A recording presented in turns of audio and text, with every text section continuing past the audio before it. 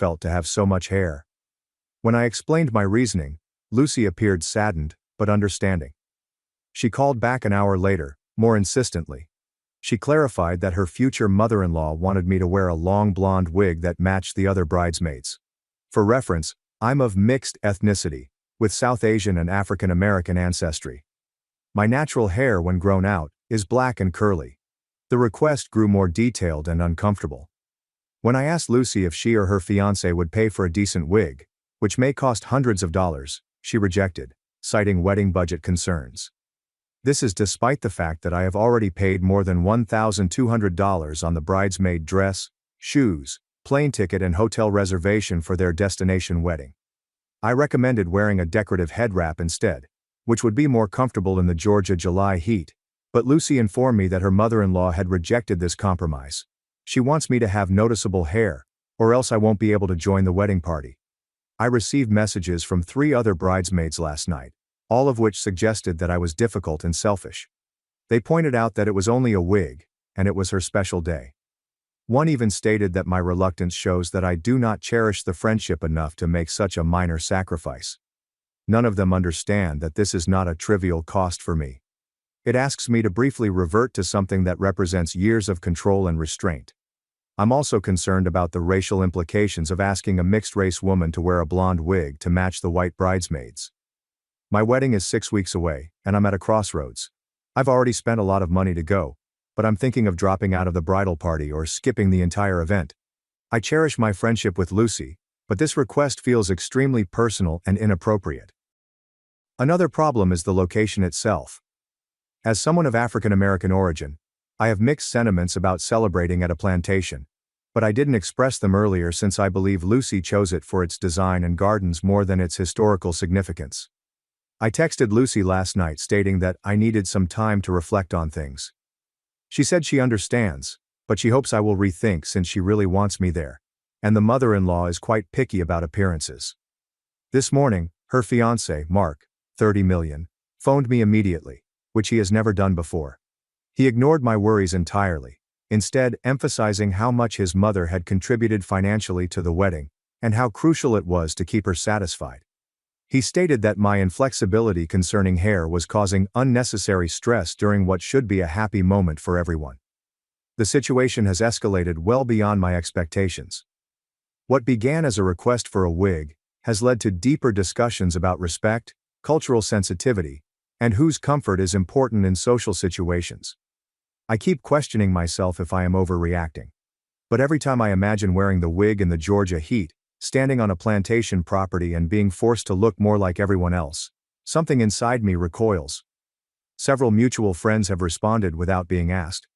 Most people say I just wear the wig to keep the peace.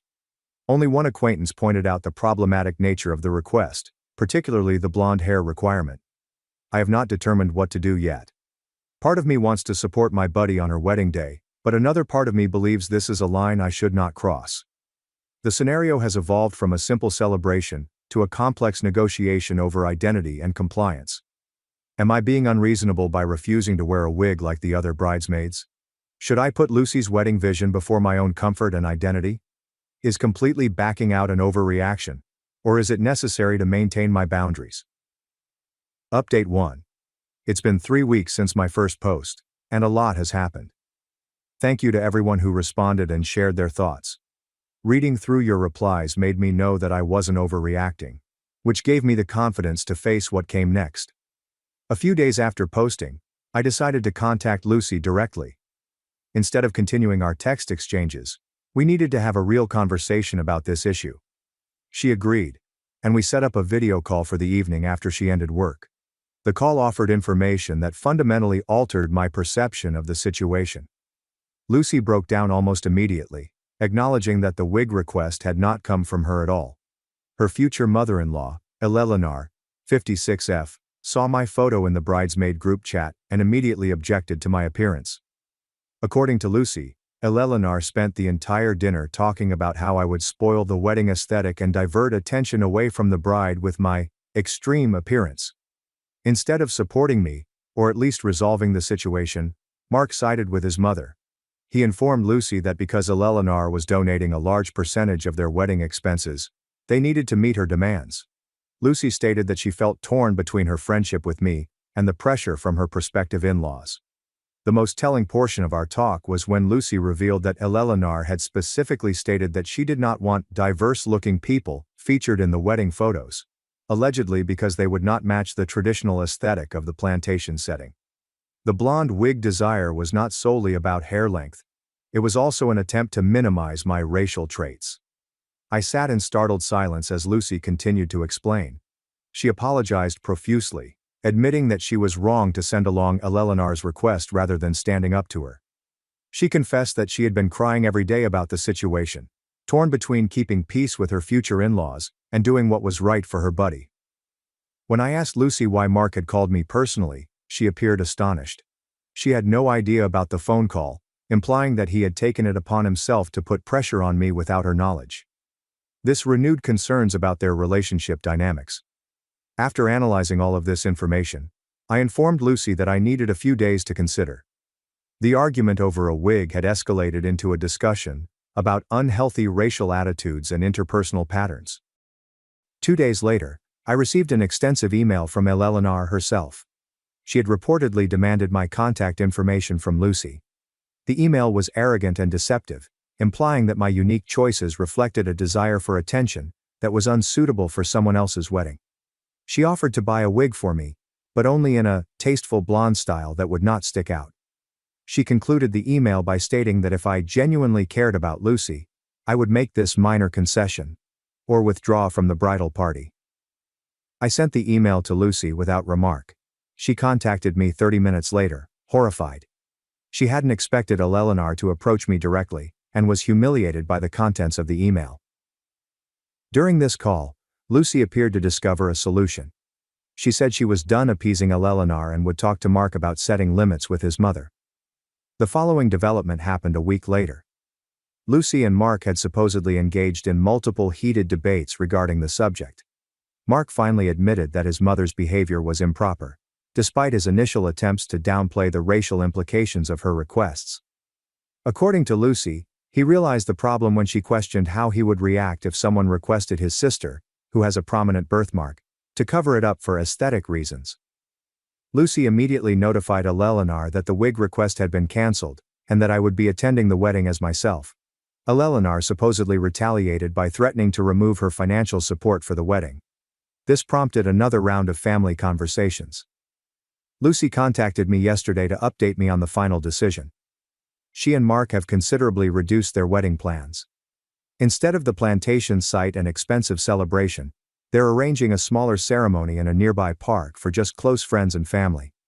They've opted to fund it totally on their own to eliminate Eleanor's financial leverage.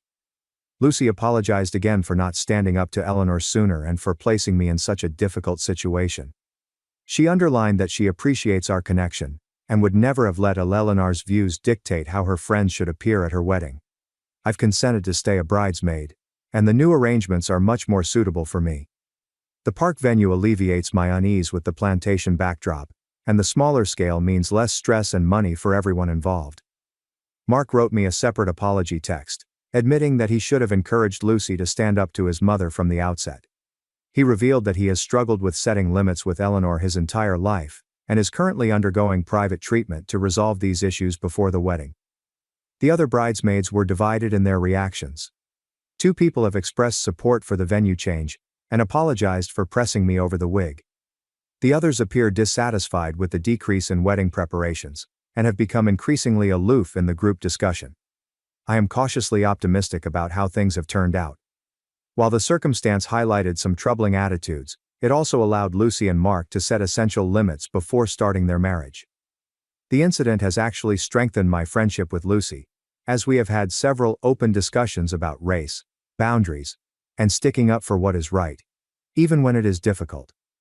The wedding is now 5 weeks away, and instead of dreading it, I'm excited to celebrate with my friend, in an environment where everyone feels safe being themselves. Update 2.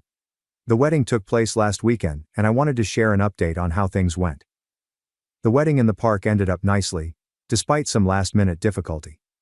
Lucy and Mark remained committed to a modest, self-funded wedding in the weeks building up to the big day. They sent out new invitations explaining the venue change, but did not go into depth about why. Most visitors were accepting, but some of Mark's extended family were disappointed that the plantation venue had been cancelled. Eleanor's behavior worsened as the wedding approached. According to Lucy, she tried to reserve the original plantation destination behind their backs, claiming it would be a wedding gift. When they declined, she unexpectedly showed up at their flat, bringing brochures for blonde wigs she had collected. Just in case I changed my mind. Lucy remained firm and asked her to leave. 3 days before the wedding, Eleanor made one more attempt to manage the situation. She approached the other bridesmaids personally, requesting that they all wear wigs in solidarity with me, claiming it was a surprise Lucy had planned. Fortunately, one bridesmaid thought to check with Lucy, exposing Eleanor's trickery. Lucy then had to phone each bridesmaid to confirm that there was no wig plan, and apologize for her future mother-in-law's intervention. The morning of the wedding arrived with wonderful weather. Lucy and Mark chose a park with a full blooming rose garden, providing a natural adornment that was more stunning than anything artificial. The ceremony was set to begin at 11 a.m., followed by an informal lunch reception at a neighboring restaurant. At 9 a.m., while the bridal party was getting ready at Lucy's apartment, we learned that Eleanor had arrived at the park early, and was putting up decorations that had not been planned or permitted.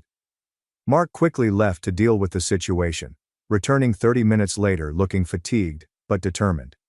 He stated that he had requested his mother to remove her decorations and had assigned his brother to make sure she did not make any additional adjustments. By 10:30, we had arrived at the park and found everything in order. Lucy and Mark's basic white chairs, floral arch, and runner, were all nicely arranged. Eleanor sat in the front row with Mark's father, her face taut but controlled. The ceremony itself was beautiful and personal. Lucy looked stunning in a simpler dress than her original pick, but one that fit the occasion well. Mark's eyes flooded with tears as she walked down the aisle. Their vows included agreements to support one another's decisions and stand together in the face of external pressures, which seemed especially relevant in light of recent events. Throughout the reception, Eleanor kept a frigid distance from me and interacted only little with Lucy. She departed early, citing a headache. Her departure seemed to reduce tension in the room, and the celebration became considerably more relaxed as a result. The most memorable moment for me came when Lucy's father remarked in his toast that he values loyal friends who stick to their ideals in his daughter's life. He made eye contact with me as he spoke, and Lucy subsequently confirmed that he was referring to my refusal to compromise my identity for the sake of appearances. Mark's behavior throughout the day reflected progress from our previous contacts. He remained focused on Lucy's requirements, checked in with the wedding party on a regular basis to ensure everyone's comfort, and firmly redirected his mother when she began making passive-aggressive comments about the venue change. It was evident that he had made efforts to put his relationship with Lucy over pleasing his mother. The wedding photos were taken by a friend with professional experience, rather than the high-end photography studio that had been engaged. The preliminary images shared in our group conversation yesterday portrayed true excitement and jubilation. My shaved head stood out in the bridal party images, but in the same way that any natural difference would, as part of Lucy's true portrayal of her chosen pals. Following the reception, numerous attendees commented on how personal and meaningful the event felt, in comparison to more lavish weddings they had seen. The amended plans resulted in a day centered on the couple's devotion, rather than costly details, or matching others' expectations. Lucy approached me before they departed for their honeymoon, which had been changed from a European trip to a weekend at a lakeside cabin. She thanked me for staying firm. She recognized that the process of arranging and redoing the wedding had revealed key facts about her relationship with Mark and his family, which needed to be addressed before marriage, rather than after. Mark's final encounter with me included a handshake and a polite acknowledgement. "You helped us have the wedding we should have planned from the start." The incident confirmed my conviction that maintaining personal limits does not make someone difficult or selfish. Sometimes it provides an opportunity for everyone involved to realign with their actual ideals, rather than external expectations. Update 3. It's been 6 months since Lucy and Mark's wedding, and so much has changed that I'd like to deliver a last report. The effects of the wedding predicament lingered long after the event had ended. Lucy and Mark returned from their honeymoon weekend looking relaxed and joyful. They settled into their new apartment and began their marriage with what appeared to be a firmer foundation than before. They set clear boundaries with Eleanor, including limited visits and advance warning before any interaction. For roughly 2 months, this technique worked fairly effectively. Eleanor maintained a frigid courtesy toward Lucy, and avoided making direct contact with me at the occasional group gatherings that were held. Mark maintained the boundaries they had established and stood by Lucy when his mother made passive-aggressive comments about the wedding. However, in November, the situation quickly deteriorated. Eleanor began arriving at their flat unexpectedly, frequently bearing housekeeping things they needed, or meals she had prepared. These visits typically featured compliments on Lucy's housekeeping or cooking abilities. When Mark attempted to reaffirm their boundaries regarding early notice, Eleanor claimed she was simply being a helpful mother, and accused Lucy of turning her son against her. The breaking point occurred during Thanksgiving. Lucy and Mark had decided to split their trip, spending the afternoon with his family and the evening with hers. When they got at Eleanor's house, they discovered she had invited Mark's ex-girlfriend, claiming she didn't want her to be alone during the holidays. Throughout the lunch, Eleanor made numerous favorable comparisons to Lucy, highlighting the ex's traditional feminine beauty and family-oriented ideals. Mark had finally reached his limit. According to Lucy, he stood up mid-meal, urged her to pack her belongings, and said that they were going. Before leaving, he informed his mother that her behavior was unacceptable, and that they would not communicate until she could respect his marriage and wife. They spent the rest of Thanksgiving with Lucy's family, who greeted them cordially, despite the last-minute adjustment. Mark frequently apologized to Lucy for his mother's actions, and for not setting stricter limits sooner. In the weeks that followed, Eleanor increased her efforts to contact them. She called frequently, sent long emails, and even contacted Mark's employer. When these attempts failed, she began contacting their acquaintances, including me, expressing worry for Mark's well-being, and implying that Lucy was isolating him from his family. Mark and Lucy decided to temporarily restrict Eleanor's phone number and email address. Following consultation with a family therapist, they gave his father contact information in case of an emergency, but kept their distance from Eleanor. Lucy contacted me last month to give some important news. She and Mark have decided to go to another state for a fresh start away from Eleanor's influence. Mark accepted a job offer with his company's branch office in Colorado, and they plan to relocate next month. Lucy has already acquired a remote role with her present workplace, making the transfer more manageable professionally. The decision to move was not taken lightly. They had several meetings with their therapist, exploring if moving was avoiding or treating the problem. Finally, they decided that geographical distance would provide the necessary space to build good patterns in their marriage, without continual interference. Throughout these trials, my bond with Lucy has become stronger. We have weekly video chats, and she has been more candid about her challenges and accomplishments than ever before. She recently stated that sticking up for me in the wig scenario gave her the confidence to set other important boundaries in her life. Mark and I have also built a polite friendship. He messaged me last week, thanking me for providing the catalyst that helped him see problematic patterns in his connection with his mother. He admitted that if he had insisted I wear a wig as his mother had asked, it would have created a precedent for enabling her inappropriate control over their lives to continue unabated. The other bridesmaids have had varying reactions to the current predicament. 2 are still good friends with Lucy and have been supportive of the relocation. The others, who were more in line with Eleanor's traditional expectations, have progressively dispersed from her social circle. Eleanor continues to make contact on occasion, albeit less frequently. Mark's father pays them visits on his own, and has come to accept responsibility for supporting his wife's controlling conduct over the years. He has begun receiving therapy himself, yet he stays married to Eleanor. Looking back on how events unfolded following that initial wig request, I'm reminded of how maintaining personal boundaries can highlight underlying concerns that might otherwise go unnoticed. What began as a quarrel over wedding decor eventually revealed troubling dynamics that required addressing. They set clear boundaries with Eleanor, including limited visits and advance warning before any interaction. For roughly 2 months, this technique worked fairly effectively. Eleanor maintained a frigid courtesy toward Lucy, and avoided making direct contact with me at the occasional group gatherings that were held. Mark maintained the boundaries they had established and stood by Lucy when his mother made passive-aggressive comments about the wedding. However, in November, the situation quickly deteriorated. Eleanor began arriving at their flat unexpectedly, frequently bearing housekeeping things they needed or meals she had prepared.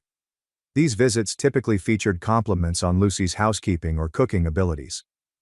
When Mark attempted to reaffirm their boundaries regarding early notice, Eleanor claimed she was simply being a helpful mother and accused Lucy of turning her son against her. The breaking point occurred during Thanksgiving. Lucy and Mark had decided to split their trip, spending the afternoon with his family and the evening with hers. When they got at Eleanor's house, they discovered she had invited Mark's ex-girlfriend, claiming she didn't want her to be alone during the holidays. Throughout the lunch, Eleanor made numerous favorable comparisons to Lucy, highlighting the ex's traditional feminine beauty and family-oriented ideals. Mark had finally reached his limit. According to Lucy, he stood up mid-meal, urged her to pack her belongings, and said that they were going. Before leaving, he informed his mother that her behavior was unacceptable, and that they would not communicate until she could respect his marriage and wife. They spent the rest of Thanksgiving with Lucy's family, who greeted them cordially, despite the last-minute adjustment. Mark frequently apologized to Lucy for his mother's actions, and for not setting stricter limits sooner. In the weeks that followed, Eleanor increased her efforts to contact them. She called frequently, sent long emails, and even contacted Mark's employer. When these attempts failed, she began contacting their acquaintances, including me, expressing worry for Mark's well-being, and implying that Lucy was isolating him from his family. Mark and Lucy decided to temporarily restrict Eleanor's phone number and email address. Following consultation with a family therapist, they gave his father contact information in case of an emergency, but kept their distance from Eleanor. Lucy contacted me last month to give some important news. She and Mark have decided to go to another state for a fresh start away from Eleanor's influence. Mark accepted a job offer with his company's branch office in Colorado, and they plan to relocate next month. Lucy has already acquired a remote role with her present workplace, making the transfer more manageable professionally. The decision to move was not taken lightly. They had several meetings with their therapist, exploring if moving was avoiding or treating the problem. Finally, they decided that geographical distance would provide the necessary space to build good patterns in their marriage, without continual interference. Throughout these trials, my bond with Lucy has become stronger. We have weekly video chats, and she has been more candid about her challenges and accomplishments than ever before. She recently stated that sticking up for me in the wig scenario gave her the confidence to set other important boundaries in her life. Mark and I have also built a polite friendship. He messaged me last week, thanking me for providing the catalyst that helped him see problematic patterns in his connection with his mother. He admitted that if he had insisted I wear a wig as his mother had asked, it would have created a precedent for enabling her inappropriate control over their lives to continue unabated. The other bridesmaids have had varying reactions to the current predicament. 2 are still good friends with Lucy and have been supportive of the relocation. The others, who were more in line with Eleanor's traditional expectations, have progressively dispersed from her social circle. Eleanor continues to make contact on occasion, albeit less frequently. Mark's father pays them visits on his own, and has come to accept responsibility for supporting his wife's controlling conduct over the years. He has begun receiving therapy himself, yet he stays married to Eleanor.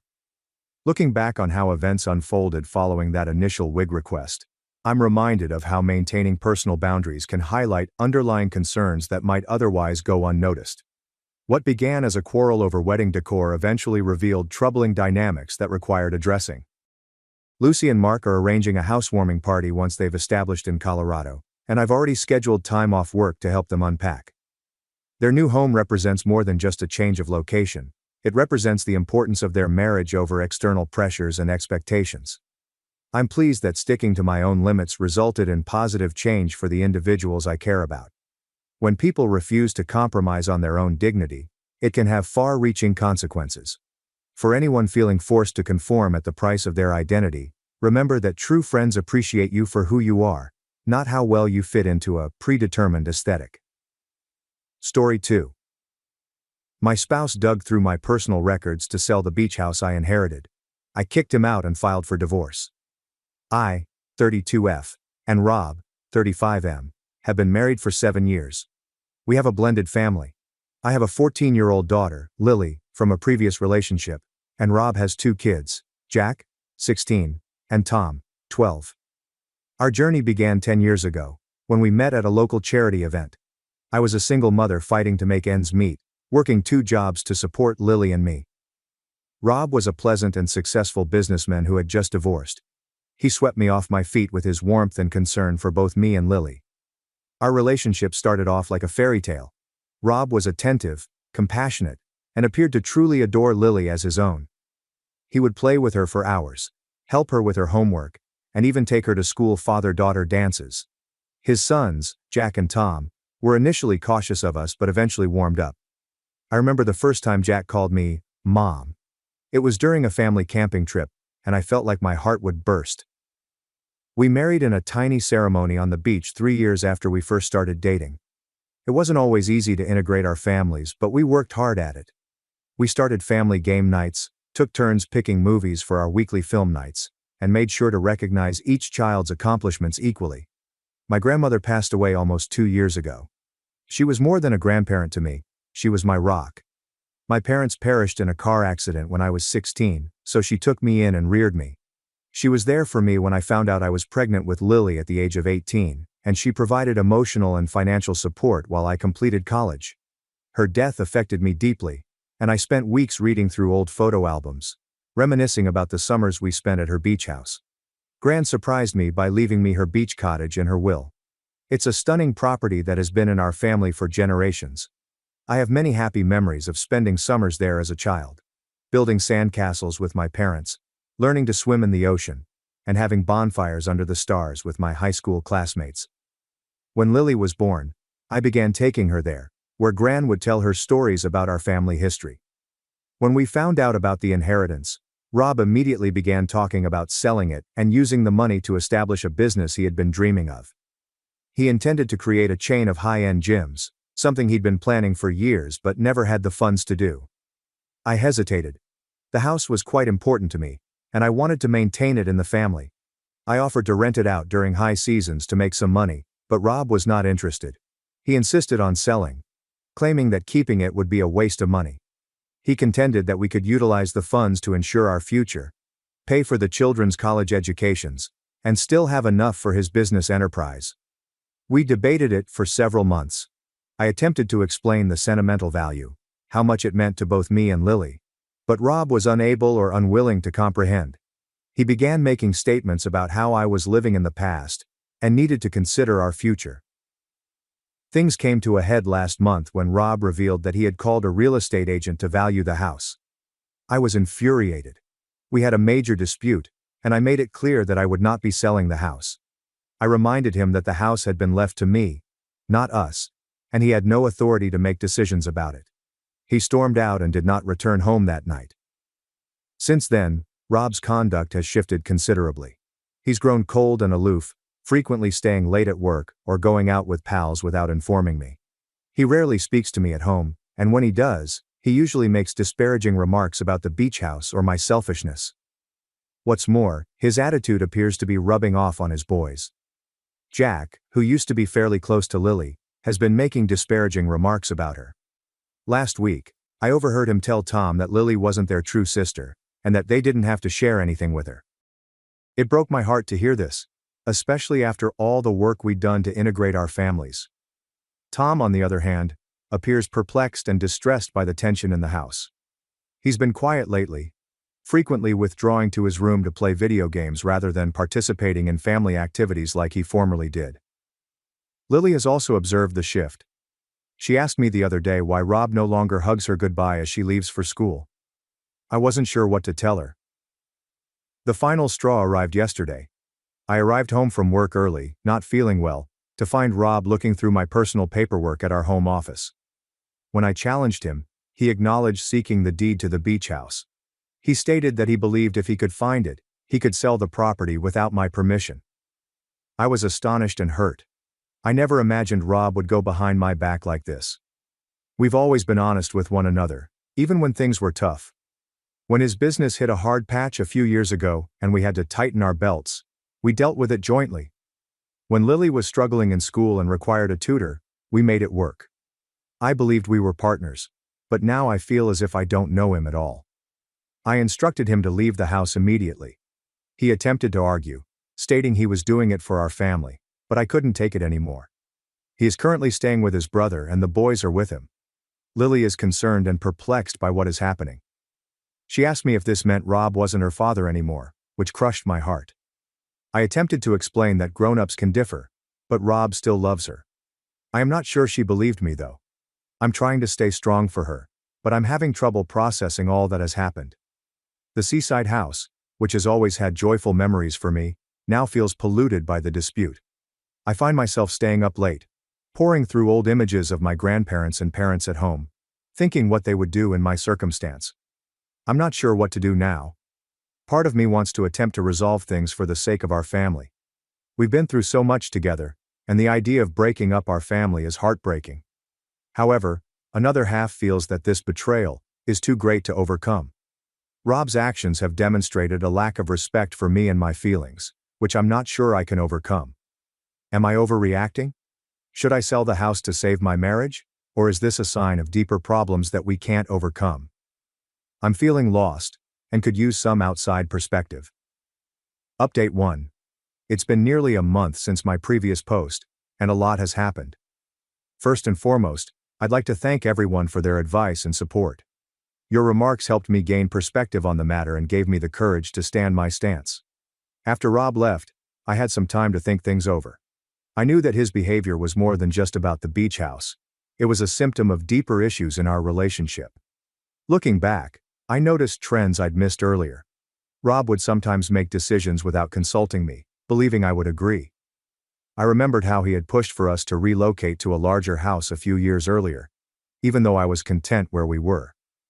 At the moment, I had given in to keep the peace, but now I view it as part of a bigger problem.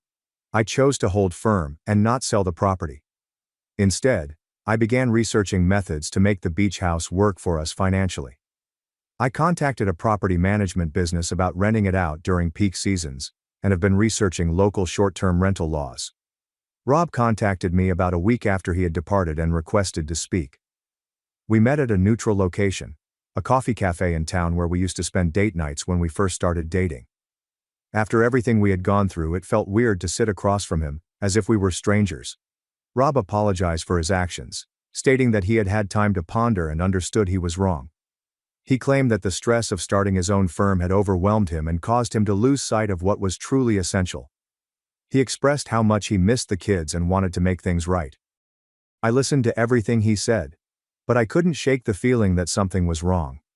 His apology seemed scripted, and he kept directing the conversation back to the beach house and how we could reach an agreement. When I mentioned my intention to rent out the property, he quickly began discussing how we could use the proceeds for his company idea. My concerns were verified a few days later, when Lily approached me in tears. She informed me that Jack had been messaging her, promising that if she persuaded me to sell the beach property, Rob would buy her a car when she turned 16. I was infuriated. Rob was not only trying to control me, but he was also using the kids to do so. I challenged Rob about this, and he made no attempt to dispute it. He said he was doing what was best for the family, and that I was being selfish by not considering everyone's needs. That's when I realized there was no turning back from this. The man I thought I knew, the man who had been such a devoted parent to Lily, appears to have vanished. I consulted a lawyer and filed for divorce. When Rob discovered it, he was outraged. He's been spreading lies about me to our friends and family, claiming I'm attempting to keep the kids away from him, and that I've been planning to leave for months. Some of our mutual acquaintances have stopped speaking with me, and it stings to think how easily they accepted Rob's version of events. The children are grappling with the scenario. Tom doesn't quite comprehend what's going on and keeps asking when we'll all be living together again. I attempted to explain in age-appropriate terms, but it is difficult to make a 12-year-old understand such a complex subject. Jack is furious and blames me for dissolving the family. He refuses to come to the home on his weekend with me, claiming he does not want to stay in the beach house. I'm trying to be patient with him, recognizing that he's a teenager going through a lot of transitions, but it's difficult not to take his words personally. Lily is quieter than normal, but she informed me she's relieved we're not returning to Rob. She told me she was concerned with Rob's recent behavior, saying he made comments about how she wasn't truly a part of the family while I wasn't present. Hearing this crushed my heart, but it also confirmed that I was making the correct decision. I've been trying to keep things normal for the kids. We've been spending weekends at the beach house, and I can see how important it is for Lily to have this connection with her great-grandmother. We've been going through old photo albums together, and I've been telling stories about my childhood and family history. It has been a healing journey for both of us. On a lighter note, I've reconnected with several old pals, who have been quite helpful. Margaret, 33F, a buddy from college, has been extremely helpful. She has been coming over to help with the kids, bringing meals when I am too tired to cook, and simply lending an ear when I need to talk. Her support has reminded me of the value of having a solid support network outside of my marriage. The divorce proceedings are just beginning, and I know it will be a lengthy and tough process. Rob is fighting the custody arrangement, claiming that because Lily is not his biological daughter, he should not have to pay child support for her. It's hard to see him try to remove himself from the child he raised for 7 years, but I'm determined to fight for Lily's best interests. Despite the hurdles, I am relieved. For the first time in a long time, I believe I am doing what is best for both myself and Lily. I'm rediscovering aspects of myself that I let go during my marriage. I've resumed painting, which I used to enjoy but abandoned when life became too full with work and children. I know the path ahead will be difficult, but I am determined to create a bright future for myself and my daughter. I'll provide an update when there are substantial developments. Update 2. It's been 3 months since my previous update, and things have been tough to say the least. The divorce proceedings are underway, and Rob is fighting me every step of the way. He is fighting the custody arrangement, arguing that because Lily is not his biological daughter, he should not be required to pay child support for her, despite the fact that he has been her stepfather for 7 years, and has always claimed to see her as his own. The lawyer says this is a standard strategy for reducing financial commitments, but it doesn't make it any less painful. His kids, Jack and Tom, still live largely with him. Jack has become increasingly hostile to me and Lily. Last month, he declined to come for his planned weekend visit, claiming he didn't want to stay in that stupid beach house. When I tried to talk to him about it, he accused me of putting the house ahead of his family.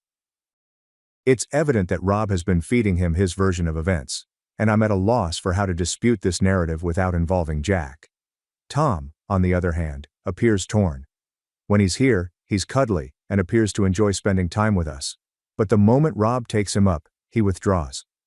Last week he left his journal at our place, and while I didn't read it, I couldn't help but notice the word confused, in big letters on the open page. It kills my heart to see him struggle like this. Lily is struggling with the loss of her stepbrothers. She and Tom were quite close, and she misses having him around. I've attempted to make plans for them to spend time together without Rob or Jack around, but Rob always finds an excuse to cancel. Lily has been using her interests as a diversion. She joined the school drama club and has been painting on a mural in her room at the beach house. The incident escalated 2 weeks ago. It was Lily's birthday, and we arranged a small party at the beach house. Tom had agreed to visit, and Lily was eager to show him the mural she was working on. Rob called at the last minute to say he wasn't going to drop Tom off. His justification was flimsy, something about a last-minute soccer practice, and I could hear trepidation in his tone. Lily was devastated. In a fit of irritation, I called Rob and vented all of my rage and hurt. I informed him that he was being cruel and selfish by using the children as pawns in his game. I reminded him of all the times he'd promised to always be there for Lily. The father-daughter dances he'd gone to, the bedtime stories he'd told her. To my amazement, he broke down. Rob stated that he had been acting out of hurt and pride, and he was aware that he was harming his connection with the children. We had a long, honest talk for the first time in months. He admitted that he had been struggling financially. His business was not performing as well as he had led everyone to believe. Therefore, he saw the beach house as a solution to his difficulties. He also admitted to being insecure about his place in Lily's life, particularly as she became older and more independent. While I appreciate his candor, it does not remove the harm he has inflicted. We've agreed to pursue family counseling, not to reconcile, but to find a method to properly co-parent for the sake of our children. Our first session is scheduled for next week. and I am scared yet hopeful that it will help us find a way ahead. On a personal side, I've launched a modest internet business selling handmade jewelry. It's something I've always enjoyed as a hobby, and it's been a pleasant respite from the stress of my divorce. I've been using the sunroom at the beach house as a studio, and there's something relaxing about working with my hands while gazing out at the ocean. Lily has even assisted me with designing several things and maintaining our social media accounts. It's been a terrific way for us to bond while also giving her something positive to focus on. The beach cottage has been our haven. We now spend most of our weekends there, and I can see how much better Lily is doing. She's becoming more candid, discussing her emotions and anxieties about the future. Last weekend, as we were on the beach watching the sunset, she told me how proud she was of me for sticking up for myself. It meant more to me than words can explain. I realize we have a long road ahead of us, but I'm cautiously optimistic. If nothing else, this experience has taught me how strong Lily and I can be together. Whatever happens with Rob and the boys, I'm confident we'll be okay. Update 3. It has been 6 months since my last update, and I am pleased to say that things have finally begun to normalize. The divorce was finalized last month. In the end, Rob and I reached a deal without going to court. He's agreed that the beach house will remain mine, and we've negotiated a reasonable parenting arrangement for all 3 children. It wasn't easy, and there were moments when I felt we'd never reach an agreement. But the family counseling sessions were quite beneficial. Speaking of family counseling, it's been quite beneficial. Dr. Anderson, our therapist, has given us tools to help us speak more effectively and work through our challenges. It has provided us with a secure forum to express our frustrations and establish common ground. Jack was initially resistant, rolling his eyes and responding in one word, but he's gradually warming up. In our most recent session, he apologized to Lily for his behavior over the previous year. It was a watershed moment, and I could see Lily's relief on her face. Tom has thrived under the new system. He divides his time equally between Rob's house and the beach house, and he appears happier and more relaxed than I have seen him in years. He joined a local surf club and spends hours in the ocean when he visits the beach house. It is lovely to see him discover his own interest. Lily has been incredibly resilient during this journey. She has really come into her own in the last 2 months. Her membership in the school theater club has given her more confidence, and she recently got the main role in the school play. She's met several new people through the club, and they frequently come to stay at the beach house on weekends. It's great to see her laughing and enjoying life again. My jewelry business has really taken off. What began as a distraction has evolved into a thriving small business. I've even been asked by a few local retailers to stock my items. Lily enjoys helping out, so we've converted the sunroom at the beach house into a full-fledged workshop. It's become a great bonding experience for us, working side by side and discussing our days. Rob and I are on good terms now. We aren't buddies, but we can have courteous chats about the kids without getting into an argument. He created his own business, a little landscaping company, which seemed to be doing well. He has been more constant with his time with the children, which has greatly improved their connections. Last weekend we held a large family supper at the beach house. All 3 children, Rob, and even my friend Margaret attended. It wasn't perfect, there were a few awkward moments. But it was refreshing to see everyone together without stress. We even got to giggle about some old family stories. It felt like a window into what our future might be like. Different from what I had anticipated, but not necessarily worse. I will not pretend that everything has been easy. There are still days when I'm overwhelmed or question my decisions. The divorce's legal bills have been a drag, and I'm still adjusting to doing everything on my own. But then I see Lily, how she's grown and how close we've gotten. And I know I made the right decision. The beach home, which was once a source of great contention, has now become a symbol of our resilience and future. It is more than just a piece of property. It's a house, full of new memories and beginnings. We've started a Friday night bonfire tradition on the beach, where we roast marshmallows and share stories. Last Monday, Jack voluntarily joined us for the first time. As I sit here on the porch, watching the sun set over the water, I get a sense of tranquility that I haven't had in years. The path forward isn't always apparent, and I'm confident we'll confront additional hurdles. But I am no longer frightened to confront them. Thanks for watching and diving into this wild family drama with me. If you love Reddit family drama, Don't forget to subscribe and turn on notifications so you never miss the next one. My stepbrother insisted that I leave the house during my stepfather's burial, believing it was his.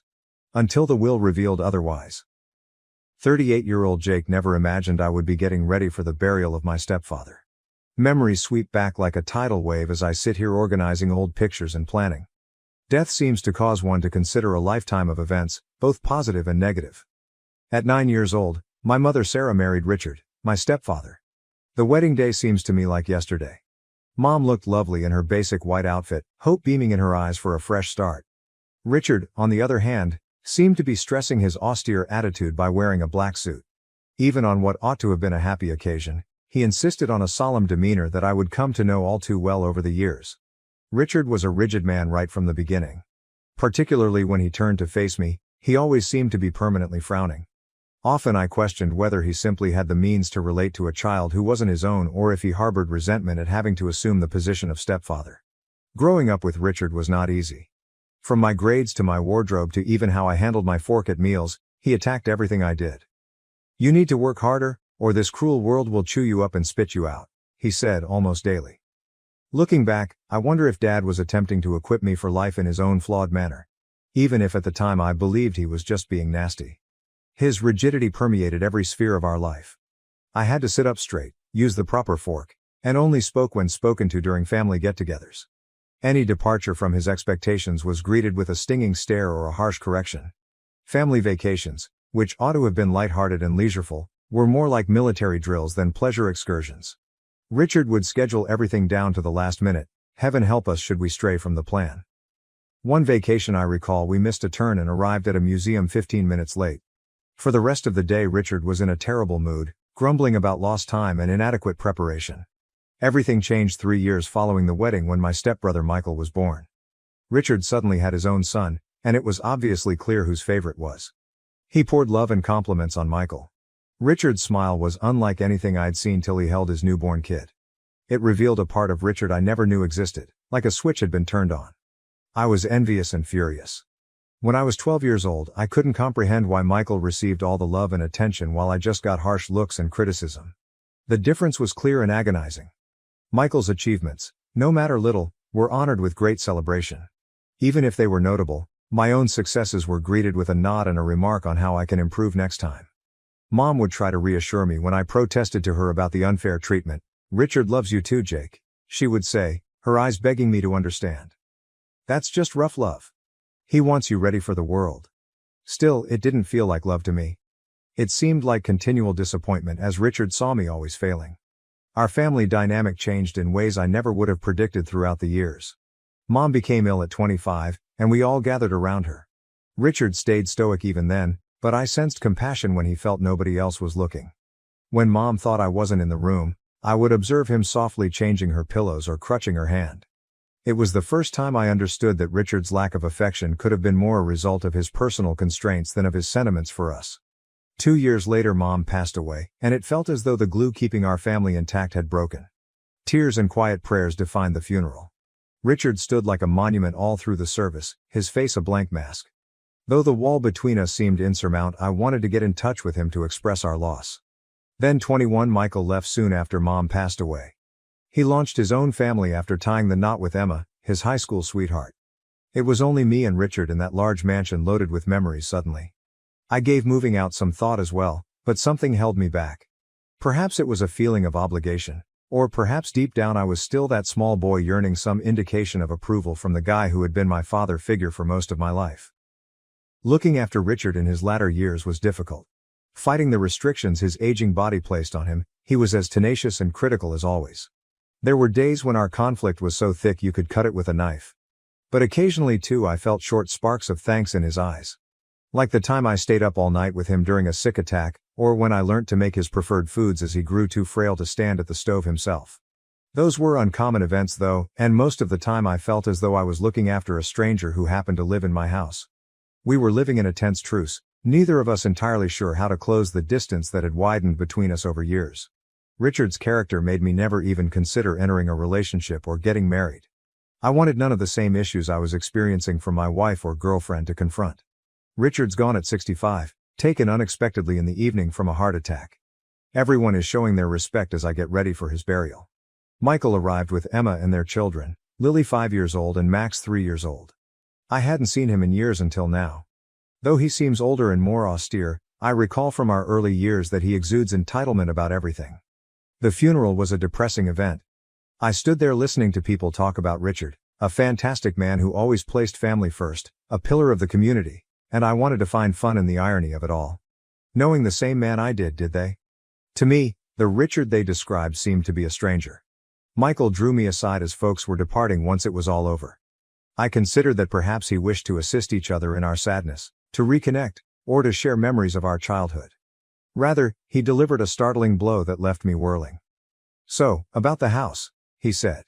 His voice laid back as though we were talking about the temperature. "I'll need you to leave by the end of the month." "Not sure," I glanced at him. "What are you talking about?" He groaned and cast an intentionally obtuse glance at me. "Clearly, the house. Dad turned it over to me. Ultimately, I am his genuine son. You never imagined he would leave it to you?" I thought of myself as having been gutly pounded. This was how it turned out all these years of trying to be the son Richard wanted and of looking after him. Part of me wanted to fight for what I felt I had earned over years of conscientious living. But another side of me, the one still feeling like that 9-year-old lad yearning for affirmation, wanted to withdraw. "Fine," I answered, my voice empty. "I'll be out by the end of the month. Not only for Richard, but for the family I never really had, for the bond I had always hoped would grow between Richard and me but never did," as I watched Michael walk away arm around Emma, kids running ahead. That evening I began packing among boxes of memories I wasn't sure I wanted to save. Sorting through years of accumulated belongings, I couldn't help but wonder whether Richard had been right all along. Sometimes you still ended up with nothing to show for it. The world was harsh. Update: I sold out of my childhood house a week ago. For now, Mom's sister Linda is here with me trying to decide what to do next. Thinking about Michael and how we got here, I lie awake at night staring at the foreign ceiling. Michael obviously was the preferred child growing up. Richard doted on him in a way he never did with me from the time he was born. Birthday celebrations with all his friends invited, new toys just because, please smiles when he brought home a good report card, all things I had longed for but never received. I recall one birthday Michael was around 8 years old. Richard hired a whole arcade for his buddies and himself. At the time, I was 17 and couldn't help but contrast it with my own birthdays, which often featured a quiet meal and perhaps a small gift. But Michael aged and something changed. The sweet little lad who used to follow me about wanting to play developed into a depressed adolescent who appeared to hate everything and everyone. He started to treat me like I was invisible and spoke angrily back to our parents. It was like seeing a stranger seize my little brother's body. One specific occasion comes to mind when he was around 16. Richard asked us about his marks when we were having dinner. Richard asked us both this kind of inquiry all the time. It was a regular one. Michael burst this time though. He began screaming about how he despised living under Richard's control and how sick he felt of the pressure. He bolted from the house, slamming the door so fiercely a picture fell from the wall. Richard seemed to be sitting there, looking older and sadder than I had ever seen him. Instead of the angry man I had anticipated to pursue Michael and drag back. Michael's behavior just became worse as he grew older. He began courting a series of girls, each relationship ending hazily. Late nights, missing curfews, and shouting battles with Richard that rocked the home abound. I tried to keep out of it, but the continual stress would inevitably affect me. Michael laughed it off when Richard tried to discuss respect and duty. "You can't control me anymore," he would say, and Richard would get this expression, a mix of wrath and despair, that I had never seen before. Then arrived the day he turned up with Emma as his bride. Not even among us knew he was seeing someone seriously, let alone getting ready for marriage. Walking in with Emma, little more than a teenage herself, he said they had eloped. I shall never forget Richard's expression. For once, he was silent. Mom tried to calm things down and welcome Emma into the family, but the air was clearly charged. Richard seemed to be straining to keep his cool and to find the proper words to speak to his kid. Emma claimed she wanted to live free from family meddling, apart. Michael thus packed his luggage and left, simply as that. He pledged to visit and keep in touch, but those pledges soon dropped off the list. Weeks became months devoid of his communication. His calls were always quick and often tinged with conflict. I assumed definitely he would come back when Mom fell ill, but he did not. He asked her periodically how she was doing, but always had a reason for why he couldn't visit. Work was hectic, the kids were sick, the car was in the shop. Something was always there. Hoping it would be Michael, I recall sitting next Mom's hospital bed and seeing her eyes flash every time the phone rang. More usually than not, it wasn't. It was me who had to phone Mom to let her know she died. He sounded very offended, full of regret for not visiting more frequently. He claimed he would try to make it to the funeral, but ultimately he did not show up, just a flower arrangement delivered to the funeral house accompanied by a card offering his sympathies. Feeling his absence like a physical hurt, I stood at the burial wondering how we had become so far apart.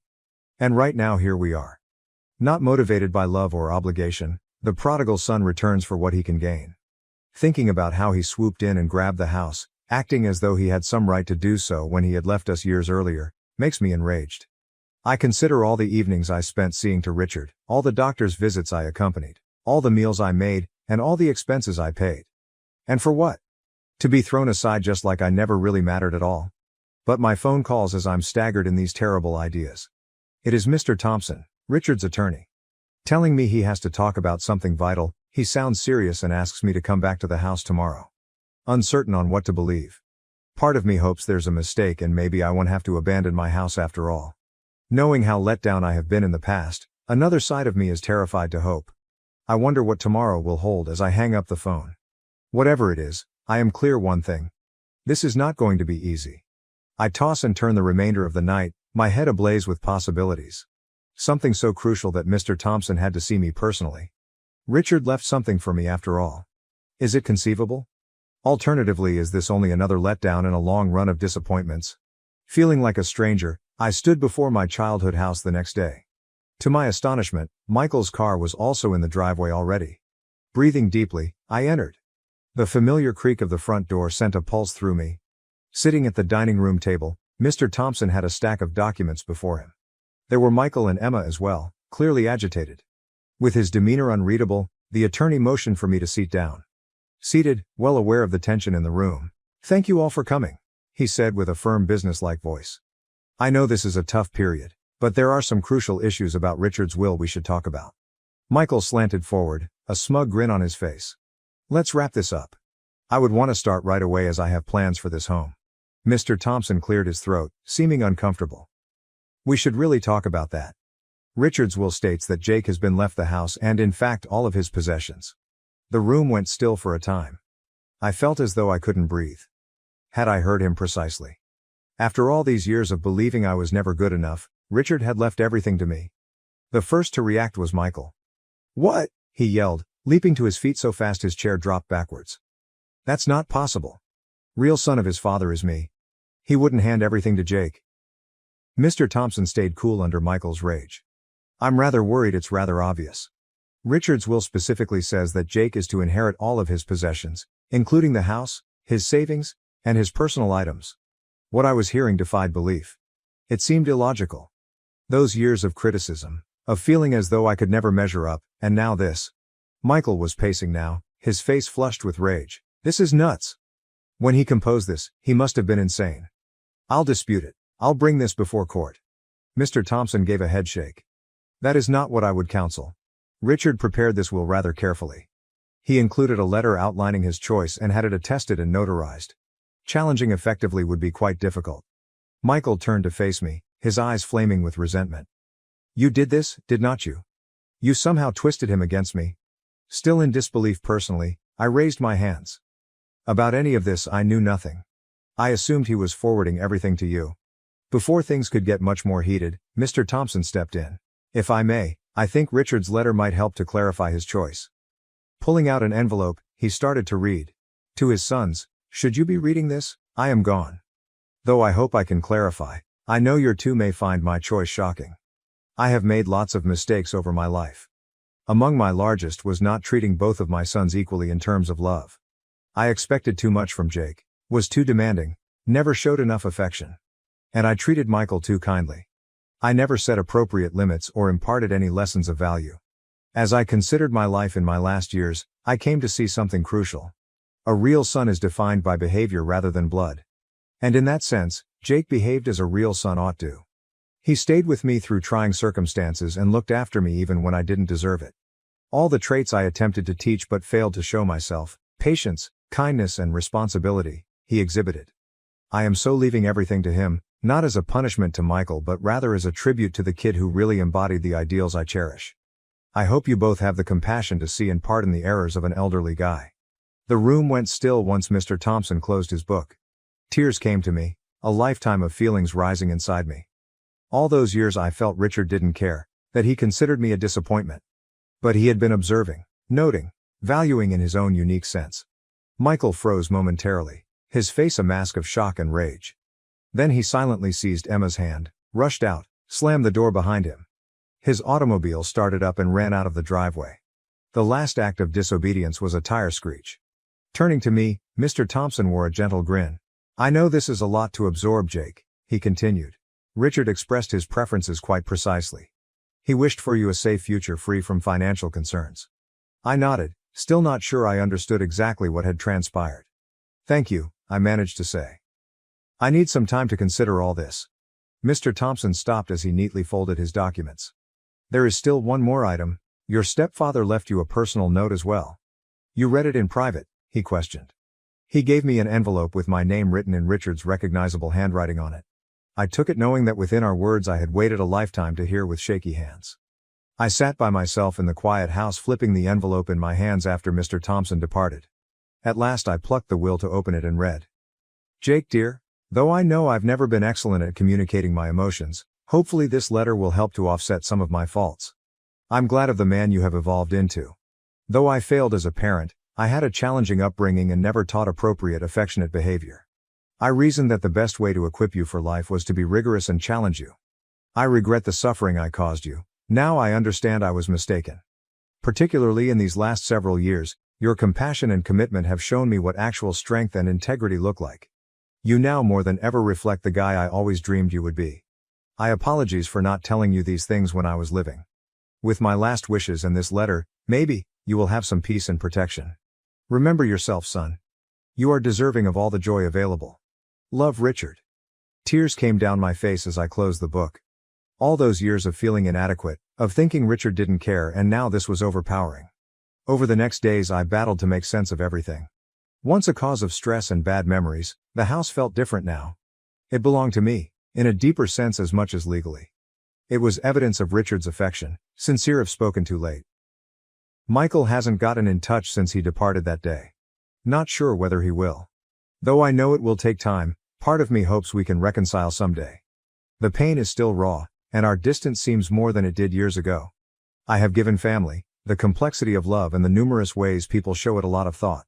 Though often harsh, Richard's love was sincere. It was flawed. In his own sense, he was working to equip me for life and build my resilience. Though I wish he could have discovered a softer approach, I now better understand him. Regarding inheritance, it goes beyond just money and real estate. One has responsibility. Richard trusted me to continue on his legacy and to live the ideals he loved.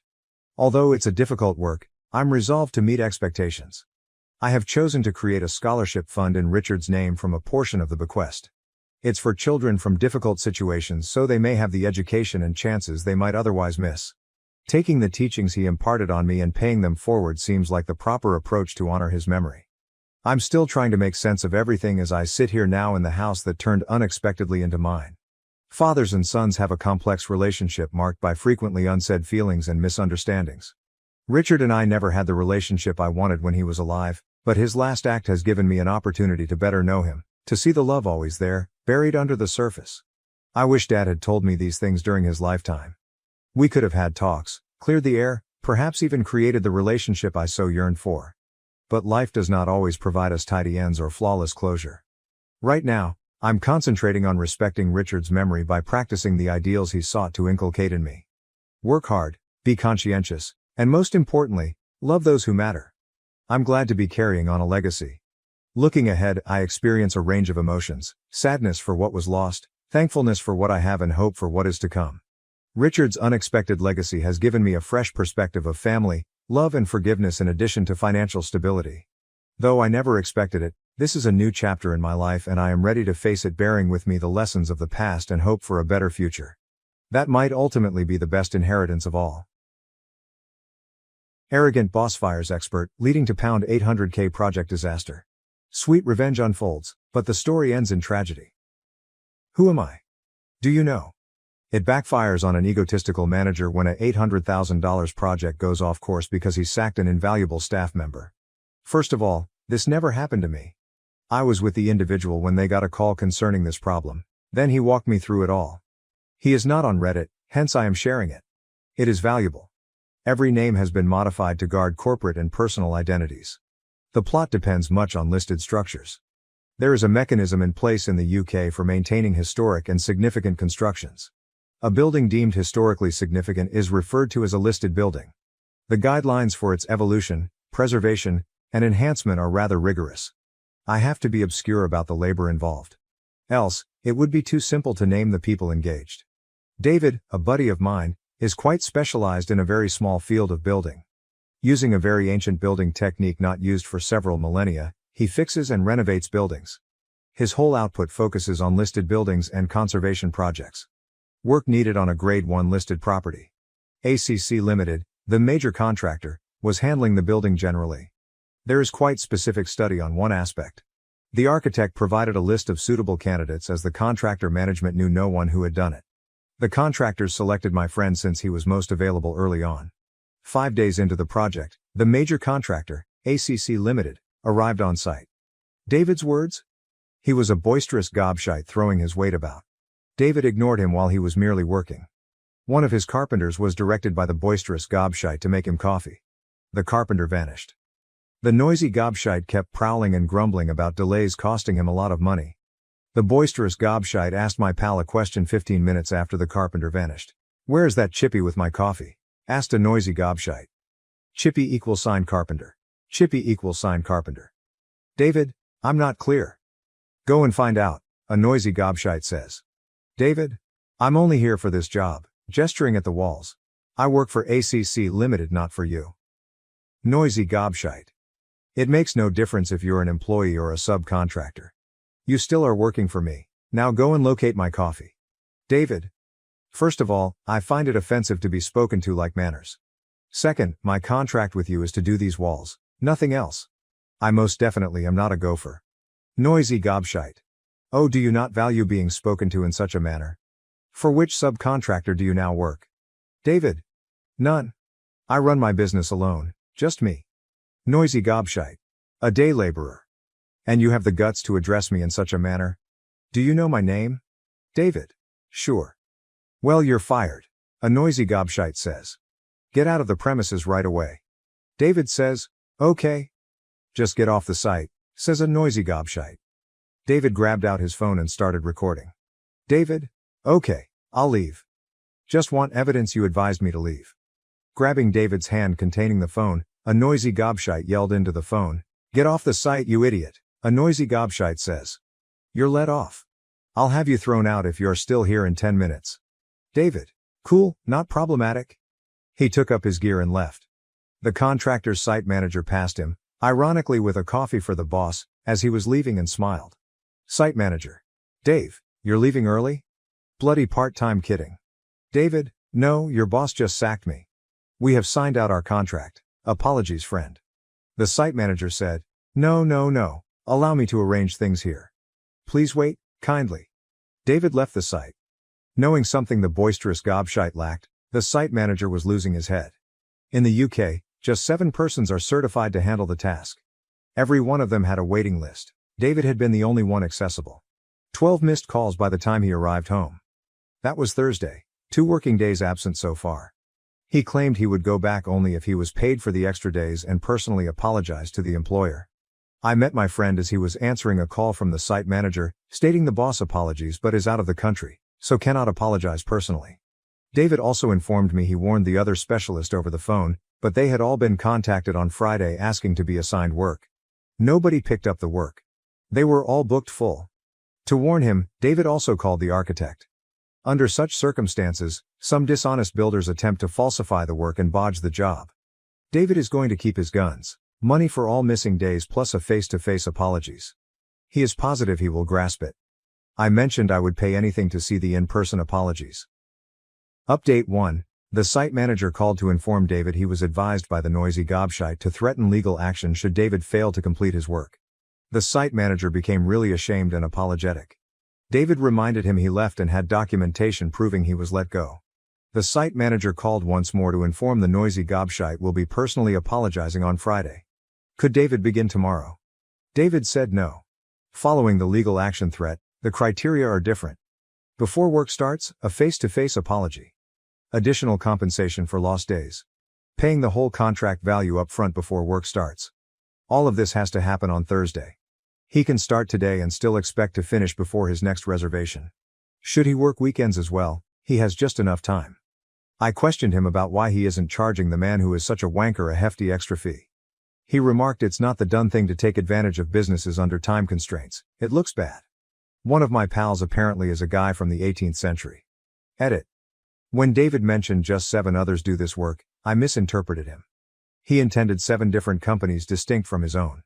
Since they are small companies, he argues it is most likely just about 20 persons capable of doing it. Still a limited amount, although not as humorally tiny as 7. I apologize for misled all of you regarding the count. Update 2, sadly, an apology appears unlikely.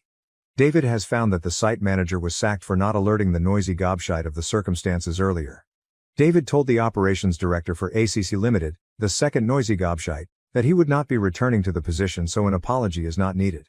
Apologizing for everything, the operations director promised to very liberally renegotiate the money. David informed him he had only thought about returning to the position as a personal courtesy to the original site manager. He feels no need to go back as he is not there. The operations director indicated he will contact David but omitted any explanation. Why he didn't say, "Give him his job back," or "I won't come back," I wondered. David remarked the boisterous gobshite is too weak and petty to be guided by a craftsman. It will have to be the concept of the company for the site manager returning. They won't bring him back if I order them to. David thinks it's difficult to obtain a job at 61 since the site manager is excellent at his work but only 4 years from retirement. I have decided that David appeals to me even more than 3 days before. 3 updates. It is 2 in the morning here. We just came out of the bar. David answered a call from the dismissed site manager while we were out. David reported the circumstances to the architect this afternoon. The architect got in touch with the terminated site manager to let him know about a company needing a site manager. Just before 9 p.m., the dismissed site manager called David. I had to sit through the one-sided phone call. I had to have looked like I had a house full of sparrows, childishly thrilled. Then David filled in for me. The site manager rang to thank him and find out his preferred drinks so he might bring him a bottle. He is seeing them on Friday even though he does not yet have the new job. The architect is hopeful since apparently his advice has some weight. David first rejected. David, I didn't not get you a job. The architect done. Site manager.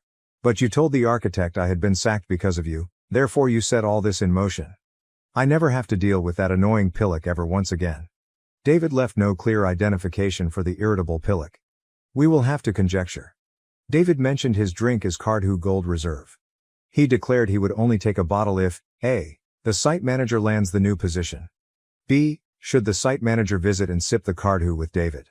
The whiskey consumption does not seem to include the attractive scribe who painstakingly and time-consumingly skillfully recorded this narrative down on Reddit. David elegantly said, "Piss off, knobhead, you can get your own drink." Except that nobody gets to see the tosspot noisy gobshite eat crow when he has to apologize.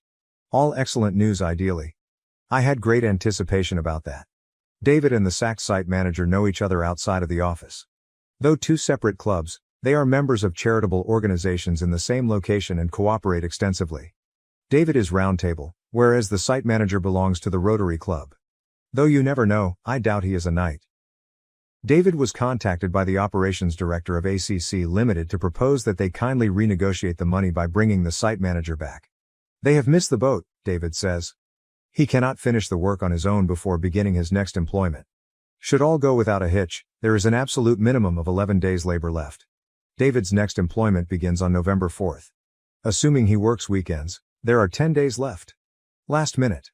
I wish I could be a fly on the wall when the noisy gobshite is informed. Many people often ask, what does David do? If I said what it was, it would be quite identifying. I could as well tell you his actual name and address. Apologize. There are extremely few of them since it takes 5 years to become just competent and at least 9 years to be a master artisan. At least one master present is needed for the jobs done. Update 4, bad news. The site manager who was sacked did not land the other position. He met the new company, But they are not extending an invitation to him. The explanations are not obvious. David is seeing him Sunday to go over it. Though David is not at blame, I can sense he feels guilty about it. The site manager claims he will act regarding unjust firing. Though I imagine this would be a win-win-win, I suppose life isn't like that. News about the sacked site manager. The current state of affairs is not as dire as first assumed. We misinterpreted what transpired on Friday. David chatted with him yesterday. That aspect is accurate. The employer he visited on Friday is not hiring him in the usual manner. On a distribution center build, they have, however, presented him with a fixed-term contract spanning 18 months. Though not ideal, on the plus side it pays somewhat more than ACC. Though just 18 months, it is better than nothing. Should another project surface, the new business also has the option to extend the contract. David has heard that someone Bulgarian is visiting to cover for the work. David was grinning when he informed me. He believes he understands exactly what will happen. Some 19th century Sophian structures feature a comparable but different method that was used. David believes the man will apply such an approach. Though two extremely crucial elements are different, it looks comparable. David has opted to hold off. David is going to advise the client and the planning department to verify the two components. He intends to allow the Bulgarian to finish the job and get paid. The Bulgarian will have used the incorrect tools unless he is familiar with the English approach from the 17th century. It would mean pulling it apart and beginning over. They treat this kind of work quite rigorously. Though I hardly desire this, I truly hope this comes true. I'm a minor dude. More info. Many people are wondering when David would find out whether the Bulgarian performed the work as expected. Given that there are few vendors of one of the materials, David might know really quickly. Should the Bulgarian get in touch, David will be informed. David said, "It's a tiny incestuous part of the industry, and they gossip like old women." Correction. Like older women, we all gossip. David is leaving it alone till told the work is done and the Bulgarian is paid if he does not visit there. He wants not to jeopardize the man's money. David said, "I don't want the Bulgarian to drag his arse over here and go home empty-handed just because I can't wait to drop silly bollocks. The man has a living to support him. I'm going to wait." Silly bollocks is the same person as noisy gobshite just in case of uncertainty. Unless he works weekends, the Bulgarian should finish his job in 3 weeks. David will know when the work is done as he knows several people at ACC head office and several on site. I must thus wait on my hands for 3 to 4 weeks and appear to be a non-excited 7-year-old girl not complaining about Christmas approaching. Update 5. According to David, the Bulgarian got right to it and began working. Materials have been delivered, but from an ordinary building supplier. Though they sell it in Bulgaria, the items he requires for the work are too heavy for him to carry with him. He hasn't asked for it from the UK provider. 3, but only one has enough for this work since David brought it in for her. He is therefore not using the correct materials unless he is arriving by road and ferry. Though he was not bothered by raucous gobshite, David would not let it go unrecorded. He is a purist in terms of historical accuracy and truly enjoys maintaining all the structures he works on. I therefore have to hold my water for 3 to 4 weeks. David claims he might finish earlier if he uses more contemporary materials. If you stay in the 17th century, 3 weeks is the period. About this work, I have become such a weirdo. David knew I was after information after I phoned him earlier under cover of pretext. "Do you want me to fit a body cam so you can watch and hear everything as it happens?" David asked me. I answered, "That would be great if it would not be too much trouble and you could link me into your phone calls." Laughing, David said, "You knob cheese, is it okay if I cover the lens when I'm shagging my wife?" Personal Ollie, I don't do those two things at the same time, but whatever floats your boat, I said. David, you are telling me you do them separately. Me? Right after she washed all the garbage off the sheets after doing you. A few of us are finicky. David said, "Piss off, you're an uptight clean freak." Hangs. Not farewell, not see you shortly. English behavior is not what it once was. Though I realize it doesn't look like it, really I do have a life. I never would have thought I would be typing Update 6 when I originally started working on this. Update 6 Many news stories. 2 weeks ago the Bulgarian completed his work and returned home. Those who met Stefan the Bulgarian said he was a decent man and a really diligent worker. He worked weekends and 12-hour days to help to offset the expenses of living in the UK. David is glad he waited until Stefan paid before he reported the work, knowing what he discovered about Stefan. David already felt rather certain Stefan was not performing as required. None of the 3 companies he checked, the sole UK suppliers of the most unusual substance involved in the job, Said they had an order for the site. Stefan might have imported it, of course, but nobody on site had seen an international material order. As scheduled, David thus made calls to the client, the architect, the local authority planning department, and Historic England. He waited for them to investigate after outlining his worries in the simplest, least invasive manner possible. Though it just took a few days, I can really say that I have never been that nervous or committed in anything unrelated to my pissing business. The architect produced the first report on incorrect materials and technique applied. Not the English one demanded, he had applied a Bulgarian technique from the 19th century rather than the 17th. The architect was really agitated. David Avid stated this phone call was blue, but he had never heard the architect using foul words before. The architect apparently termed the boisterous gobshite, ignorant cockwomble. David defined a womble for me. I knew nothing. Approach is welcome. Not wanting people to believe this was anything to do with him, the architect said he was going to get in touch with the local authorities. Most of the remainder came to David's second or third hand. He knows some of the staff from ACC. I wanted to know whether it was challenging to get them to tell him anything. He mentioned they lacked the quick adequate phone pickup ability. The location was visited and the work examined by the local government planning officials. They informed the contractor that the work had to be cleared and corrected since it was totally improper. Then it became fascinating. Looking about the property, the inspectors discovered a problem. It would be too simple to pinpoint the buildings involved, hence I cannot be exact about this. The builder had wrecked some of the structure. Though it was not very significant, there was an internal feature included into the roof construction. Although they were not let to, they removed it and replaced it with a far superior modern support. The project manager, the new site manager, or staff member neither understood the significance. Who ordered it to be replaced with a cheap, quick alternative rather than the slow, expensive, rebuilt option? Of course, it was noisy gobshite. Destroying anything on this kind of property is illegal, jail sentence type of crime.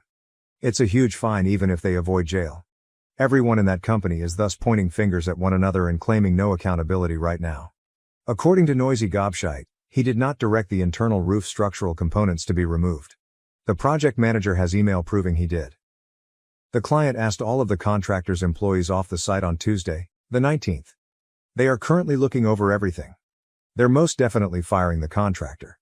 They have written guidelines for bids from fresh contractors.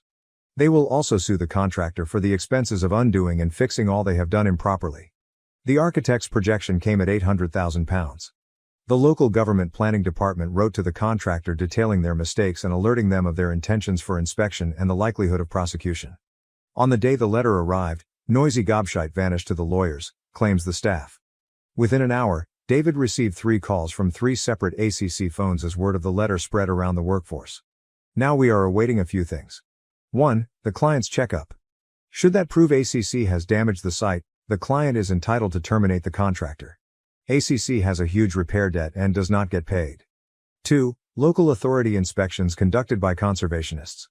Should they have destroyed elements of the property, the local government will punish ACC as a company and the individual responsible.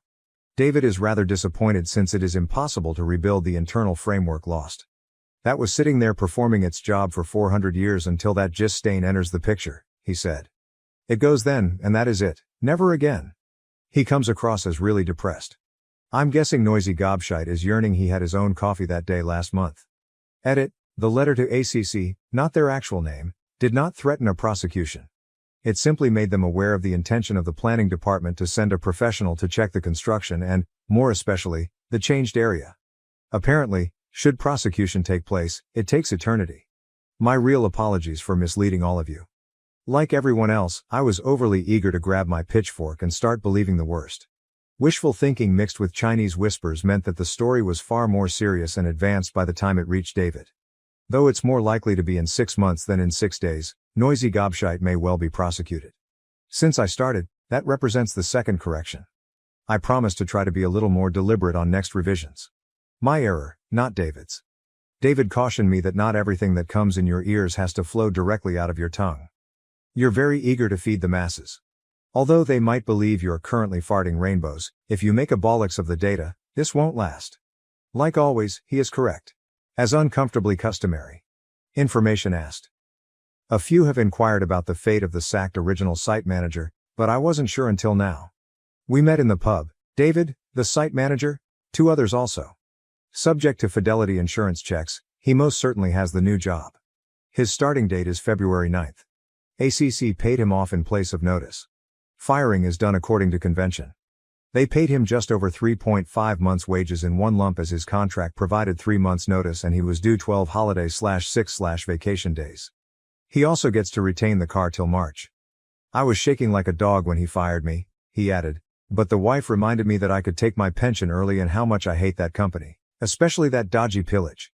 I stopped worrying when the architect contacted me about the distribution center job. He started the new work on a somewhat better pay after landing it. The main drawback is that the employment is just guaranteed for 18 months. Although it's not certain, there's a great chance the organization will retain him following that if they have work. He first intended to bring Noisy Gobshite to an industrial tribunal for unjust dismissal.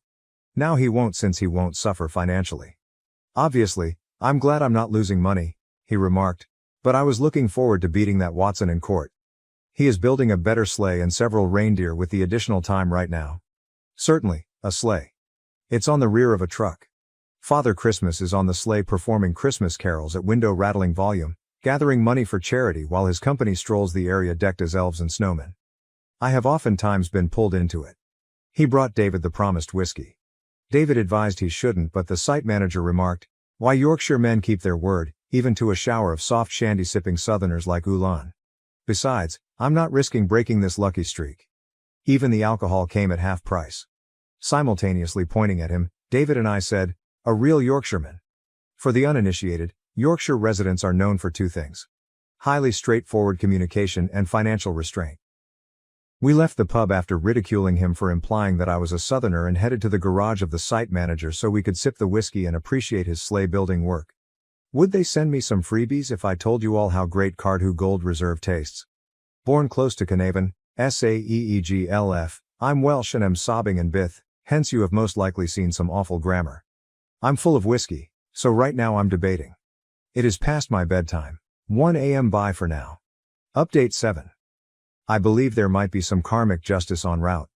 Interviews under control have been conducted with Noisy Gobshite.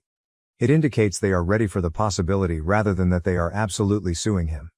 They will also do so with the sacked site manager next week. They also followed the same process with the project manager. The site manager is sure he has nothing to concern about. He was sacked, hence the decision was taken to remove the pieces of roof support. He added he was sure the Noisy Gobshite would have sought to assign culpability to a site manager if he had been present at the time of the illegal modification. He said, "That cowardly slope-shouldered turd would have shot all over me to save his own skin."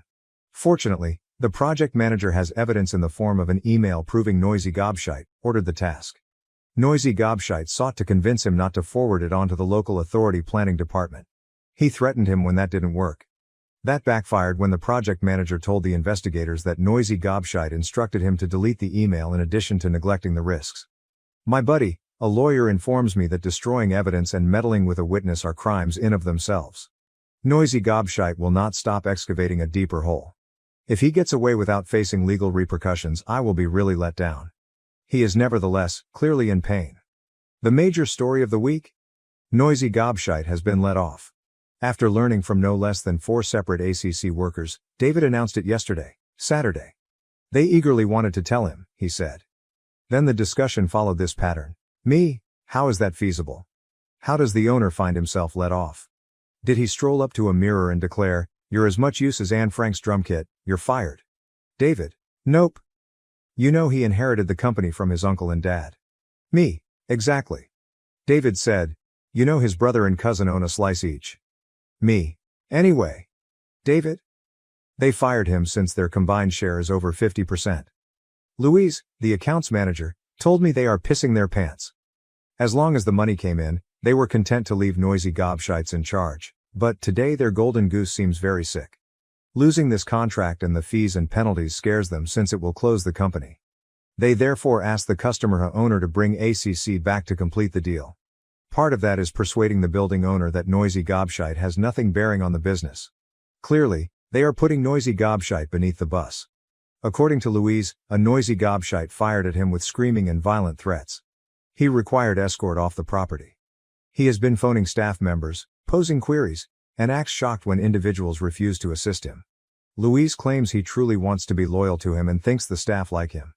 The man is in cloud cuckoo land, she declared. Me? He will be really offended. I wish I could have seen the face of Numpty as it was developing. David says, it's nothing that the scrot doesn't deserve. I promised the person who told me I wouldn't tell anyone yet, hence there is another, but I can't tell you about it. Me. You tease. What relevance does it have? David. It's significant. Transformational for the theme in life. Me. I wish I could tell you. It nearly gave me a hard-on. Me. Fing hell, it must be big if it can get that ugly appending to do anything except hang there like the last chicken in the shop. David. What a drama this is. She believes I should share with her this confidentially anything I learned. Given our marriage, she expects me to be able to tell her everything. I said it's not something I keep secret. Though I had hoped I would get, I appreciate you have integrity, dear husband. No. Mrs. here is enraged since she believes I'm a knobhead. Louise's employment title and name have been changed to defend the innocent. I don't want any of you holding your breath. It looks like it will be a few months before he can provide me with this fantastic news. The building owner, client has completed their inspection. 2 portions are unacceptable, the damage section and the one David ought to have completed but Stefan did instead. They are rather unhappy. Usually, the local government believes it's the owner cutting corners when listed structures are harmed. In this instance though, the owner is an austere ancient institution committed to maintaining significant structures.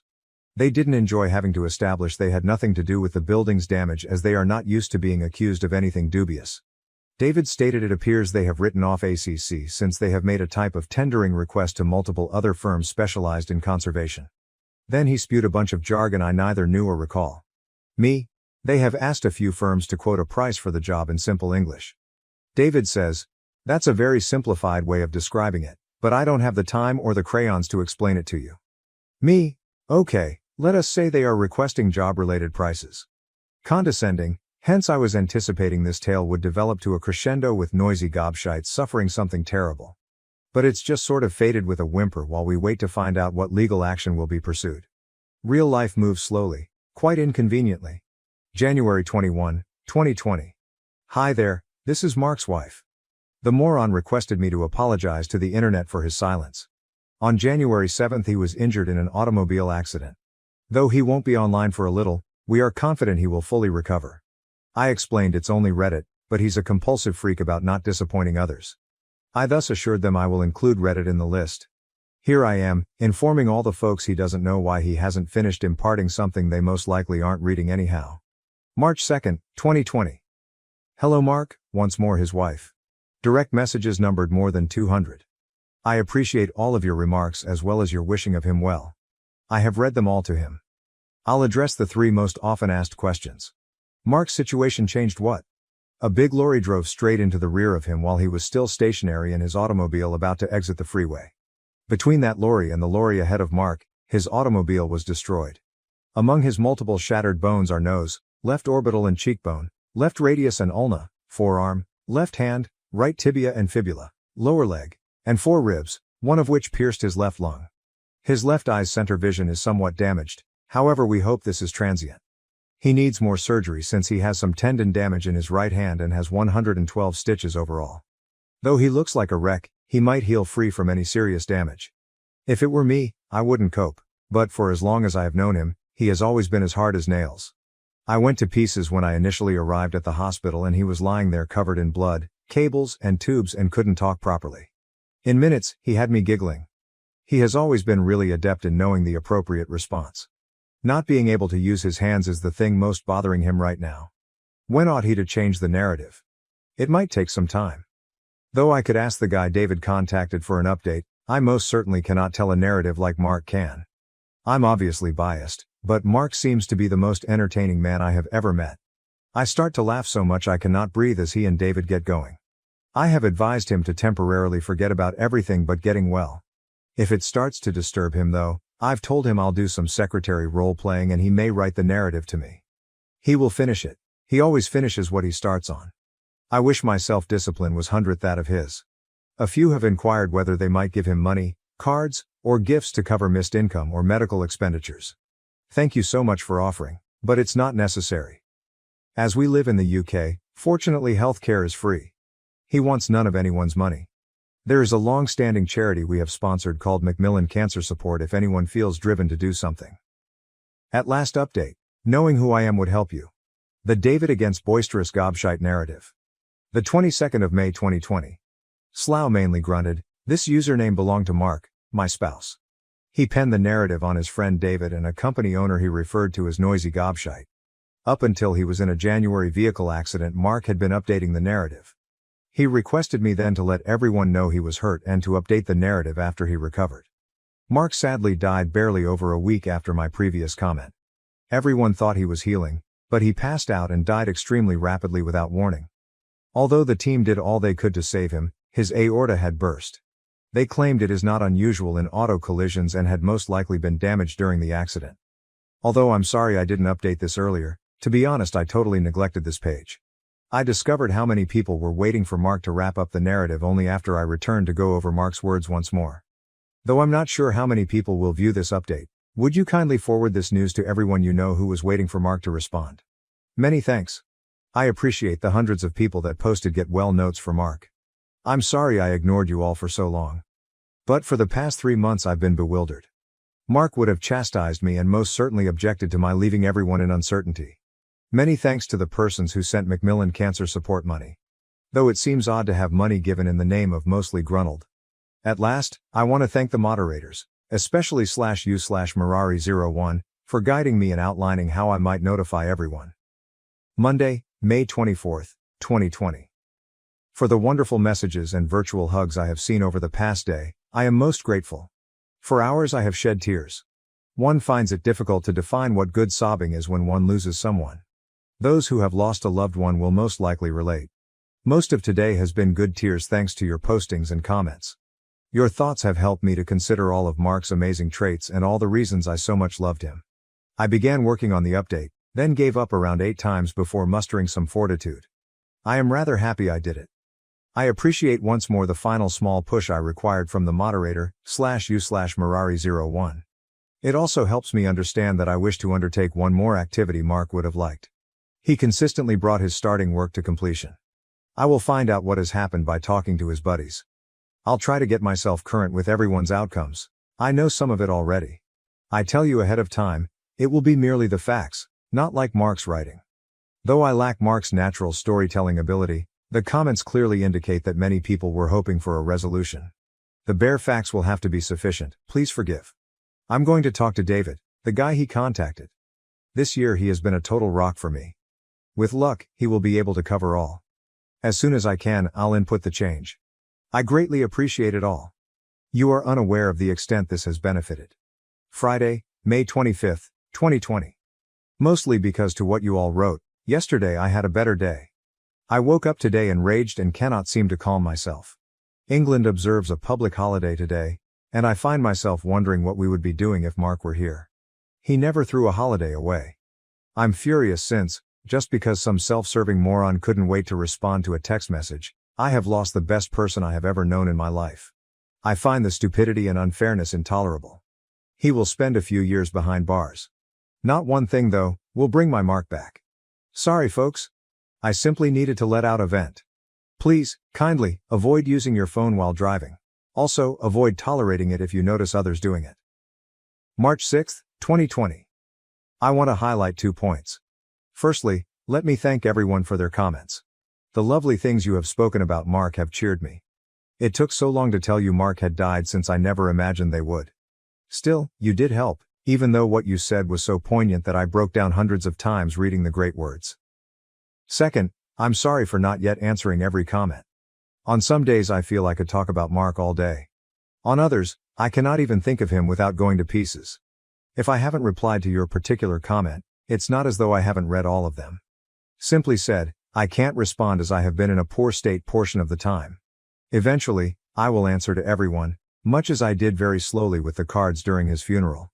It looked like I was climbing a mountain that wouldn't stop expanding, but I finally answered all 322 of them even though I didn't think I would get through them all. One of numerous decent habits I picked up from Mark is finishing what I start. I only want to hear him once more calling me Carrot. Carrot is a Welsh term for love. My name is not Welsh. July 27, 2020 at 3:10 a.m. Whoa, I hadn't been online for a few days and now hundreds of messages show up. I can't sleep once more, and it came to me that I could change what happened to every one of the characters Mark had penned. It's just the facts. It won't have Mark's style or humor, it's just basic knowledge. Still, it's the most I can accomplish and more than nothing. Starting in the new post on a building project for a distribution center, site manager followed plans exactly. Mark had already mentioned what David and the site manager were dissatisfied about. Though that was before the coronavirus, being on a fixed 18-month contract as a self-employed individual was a drawback when compared to being an employee. Most of the staff were let go after the virus struck. Some were furloughed. The contract required the corporation to maintain paying the site manager whole. What he considered to be a negative aspect turned out to be a saving agent.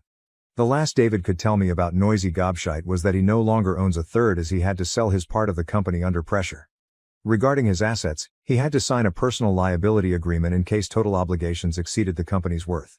According to what I understand of it, Noisy Gobshite must pay the extra, even if it means he loses his house, if for example, the total bills for his mistakes are higher than the company can pay. They couldn't continue trading if he was participating, hence he had to give up his part of the company. He needs them to carry on paying the attorneys. Though he hasn't been charged with a crime yet, he most certainly will. Something to do with wanting to be ready to go to court once he is charged. They take their time researching and being ready before they charge him. It also came to light that he warned of similar, but somewhat more minor, damage to a listed property in 2011. According to David, some anomalies found by the local government during the inquiry were forwarded to HMRC, the taxman. Also under investigation for that scam is Noisy. One of the first remarks on Mark's post was expensive cup of coffee, an understatement if ever I've seen one. The major headlines would be on Noisy Gobshite and the sexual assault, rape, of one of the PAs in the ACC headquarters in 2017 as well as sexual harassment of other employees. Though it wasn't boisterous Gobshite, the sexual assault occurred. It was former finance director. Stories of sexual harassment of female employees have not evolved and proved to be mere gossip. David. Working on his own and without social distance problems, he's most likely one of the few persons who were not impacted by the COVID-19 epidemic both financially and practically. He has carried on rather as normal. Job is easier, he stated. The usual plonkers are not there to trip on my equipment or stick plank ends into my finished work. David is not doing personally very well. David took Mark's death worse than anyone else outside his family. He tries not to show me this. He is a rock when he is with me. He has kept me from falling. Among three persons, he is the one I feel I can truly let go concerning Mark, or so I thought. David's wife was really nice and empathetic when I spoke with her last week, but she had to tell me to hold back a little with David. Although his wife claims he is shattering, he seems strong to me. She says he has taken Mark's death extremely severely. I thought he and Mark were close friends.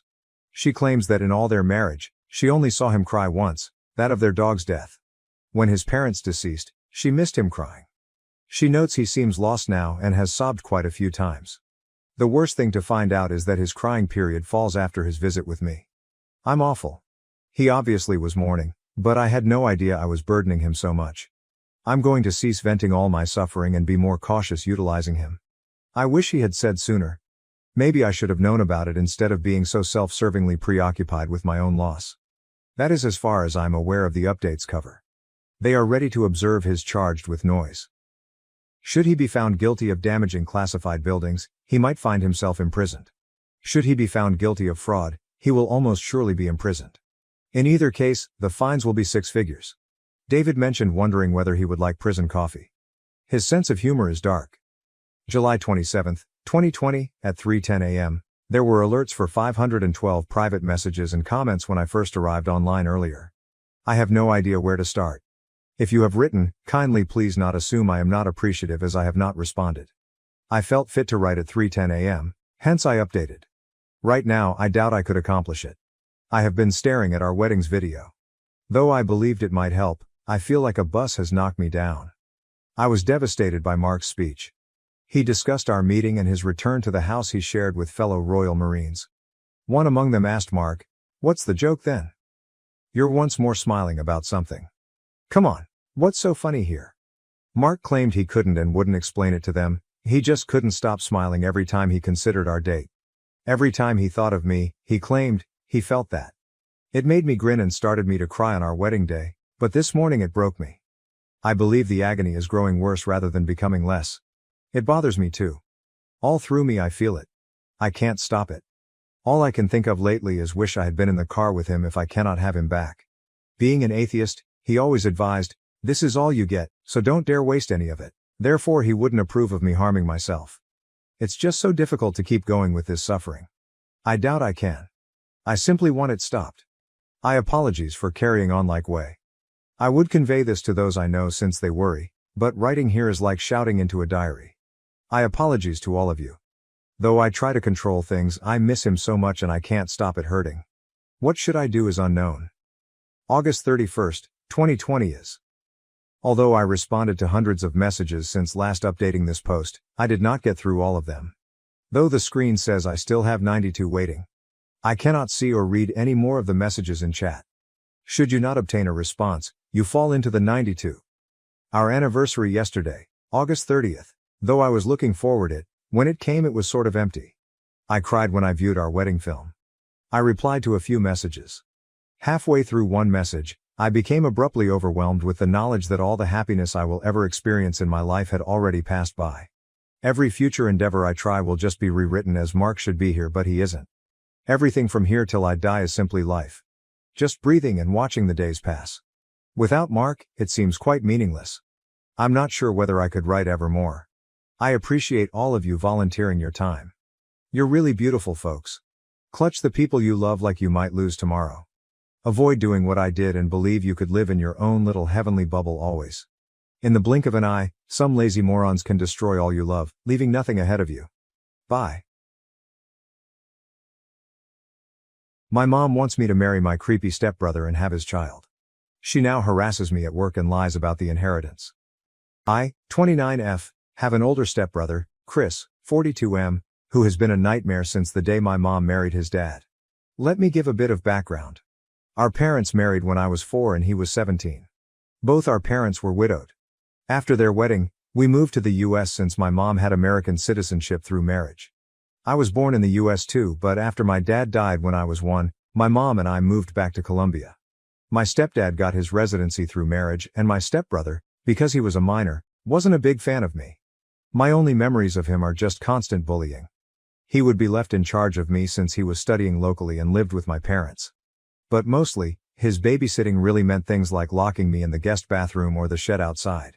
He would steal my lunchbox whenever he was the one who dropped me off at school. He even began to harm my pets. I have an old cat that has been with me for almost 22 years. He tried more than once to run her over with his car. My parents never believed any of it. He's the classic golden child. My mom absolutely wanted a son instead of a daughter, so my stepbrother took priority over me. The bullying just kept getting worse and creepier. He had this long key for the bathroom. The door was designed so that if it got locked by accident, one could open it by inserting a long stick or key through a small hole on the outside. He would use it to walk in on me showering. My underwear would disappear sometimes, and I know for a fact it was him. He also started taking pictures of me sleeping. One night, I woke up to him taking care of himself next to me while I slept. I yelled, obviously. My parents came over, but he wasn't in trouble. I was, for tempting him. I was 14 when this happened. He was 27. No one helped me, and he got bolder until he did something I am still in therapy for. When I was 16, it got to a point where I called my biological half-brother, Sam, 48M, and son of my biological father's first wife, to see if I could live with him and his wife, Sandy, during my last 2 years of high school. When Sam found out what was going on, he confronted my mom. My mom didn't care and just told him to take me, as long as he never asked her for money. Done and done. My brother and his wife became my legal guardians and took me in with my cat and the old family dog since I didn't trust leaving any living creature with Chris around. My parents never checked on me. My extended family from my father's side knew what happened and immediately got together to ensure I could finish school well and go to college. I don't know my maternal family at all. Thanks to my paternal family, including Sam's mother and her family, I got my bachelor's and master's with no student debt and work as a nurse practitioner. I still live with Sam, his wife and their 2 kids, and I pay a small rent. Neither Sam nor his wife expected me to pay anything.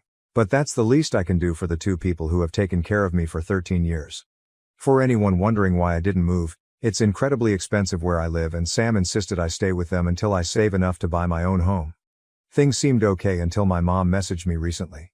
She had not messaged me since I was 18, when she told me she no longer had any responsibility for me. In this message, she sounded overly friendly, telling me how she missed me and asking how I was doing.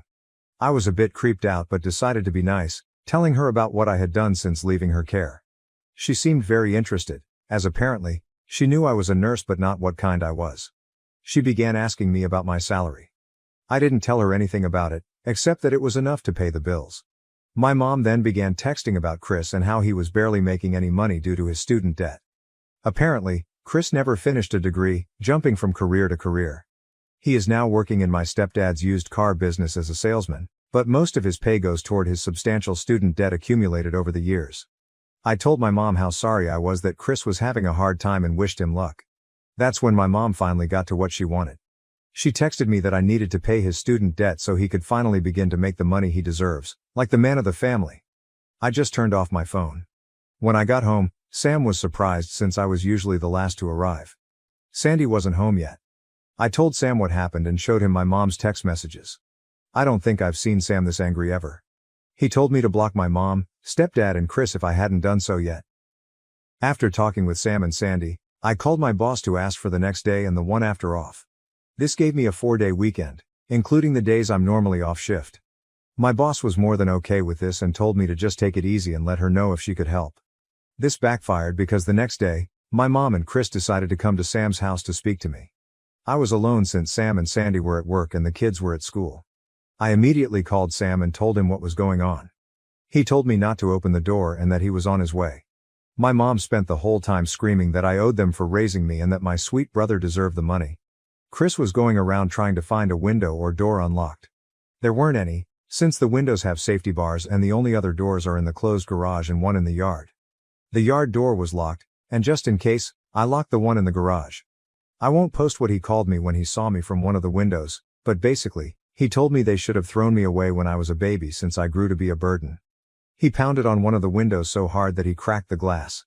Eventually, he gave up and went back to the front door, clearly trying to kick it down. I didn't have anything to worry about. The door was a security door, but I was still very scared. Between yelling, threatening, pleading and insults, I finally heard Sam screaming at them to get lost. I only saw things from the window. Sam pretty much dragged them both off the porch. They got to a point I couldn't hear, but I saw my mom and Chris looking pale and scared before they ran to their car and drove off way past the legal speed limit. Sam came in a bit later and immediately went into full protective brother mode, asking me if I was okay. He kept saying sorry and hugging me. Sandy arrived almost immediately after and looked like she was about to commit a felony. Apparently, Sam threatened them with filing charges for what Chris did to me when I was 16. My brother's ace, my stepdad, was willing to testify against his own son. That seemed enough to get Chris off our backs but not my mom. Since then, it's been 3 days, and my mom has sent texts, called non-stop from various numbers, and rallied a group of people who are supposedly my maternal family to harass me for money. She claims that the money should legally be hers since she's my mother, and that it's my late father's missed child support. Sam is helping me find a lawyer to get a restraining order on my mom, and I plan to take my stepdad's offer to testify by pressing charges against Chris. I can't say I can forgive him for not stopping his son, but I appreciate that he's at least trying. I don't know the details, but Chris did something to a relative of his dad, and since then, they had a really bad fallout. I took my boss's offer and will be on vacation for a few more days. But here it is. My vacation days are getting eaten up and my therapist might need a therapist after this. Thankfully, my dark sense of humor and supportive paternal family are keeping me somewhat sane. Update. I didn't think I would be making an update so soon, but my mother is unrelenting. To the people who were so kind and gave me advice earlier, thank you so much. It really helps to have people show kindness in difficult days. I followed the advice to freeze my credit and will be getting a new phone for personal use. I'll have to keep my old phone for work for a little while. Now, to update on the situation, we are going through with pressing charges and might pursue a civil lawsuit for 2 years of child support my mother owes. We are not sure yet of our chances, but my brother wants to go scorched earth. As for my mother, she began a new campaign. She's been posting false accusations about me, accusing my stepbrother Chris of sexual assault. She's also been accusing me of being a temptress who tried for years to sleep with my brother. She even got a few relatives, who I just found out are my aunts, to join in, claiming they were witnesses. I have never met these women in my life. My stepfather actually commented on her post, saying my mom was lying and accusing his own son of being a pedophile. That's how I found out about the big fallout between them.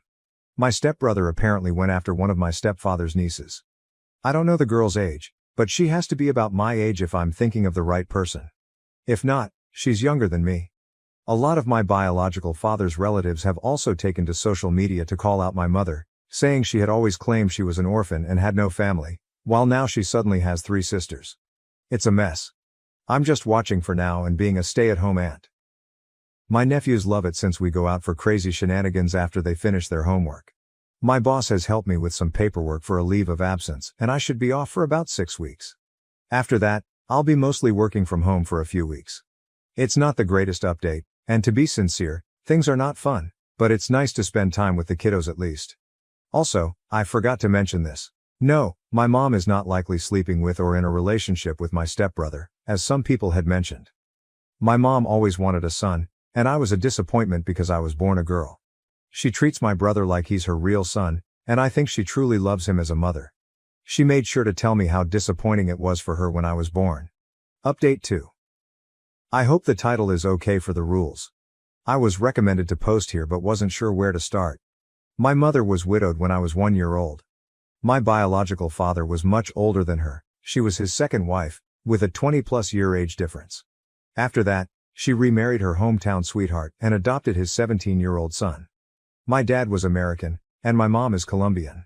I was born in the US, then we moved back to Colombia for a few years, and we returned to the US when I was 4.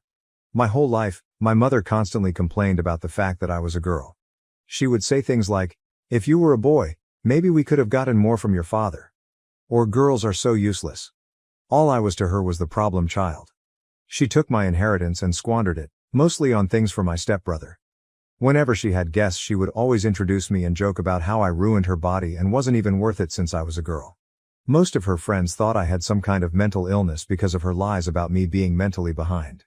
She used the R word, and would often blame it on my gender, saying that because I was born a girl, I was clearly inferior. During holidays, I would be left behind with a sitter. I was just too much of a problem child and would ruin things for my sweet brother.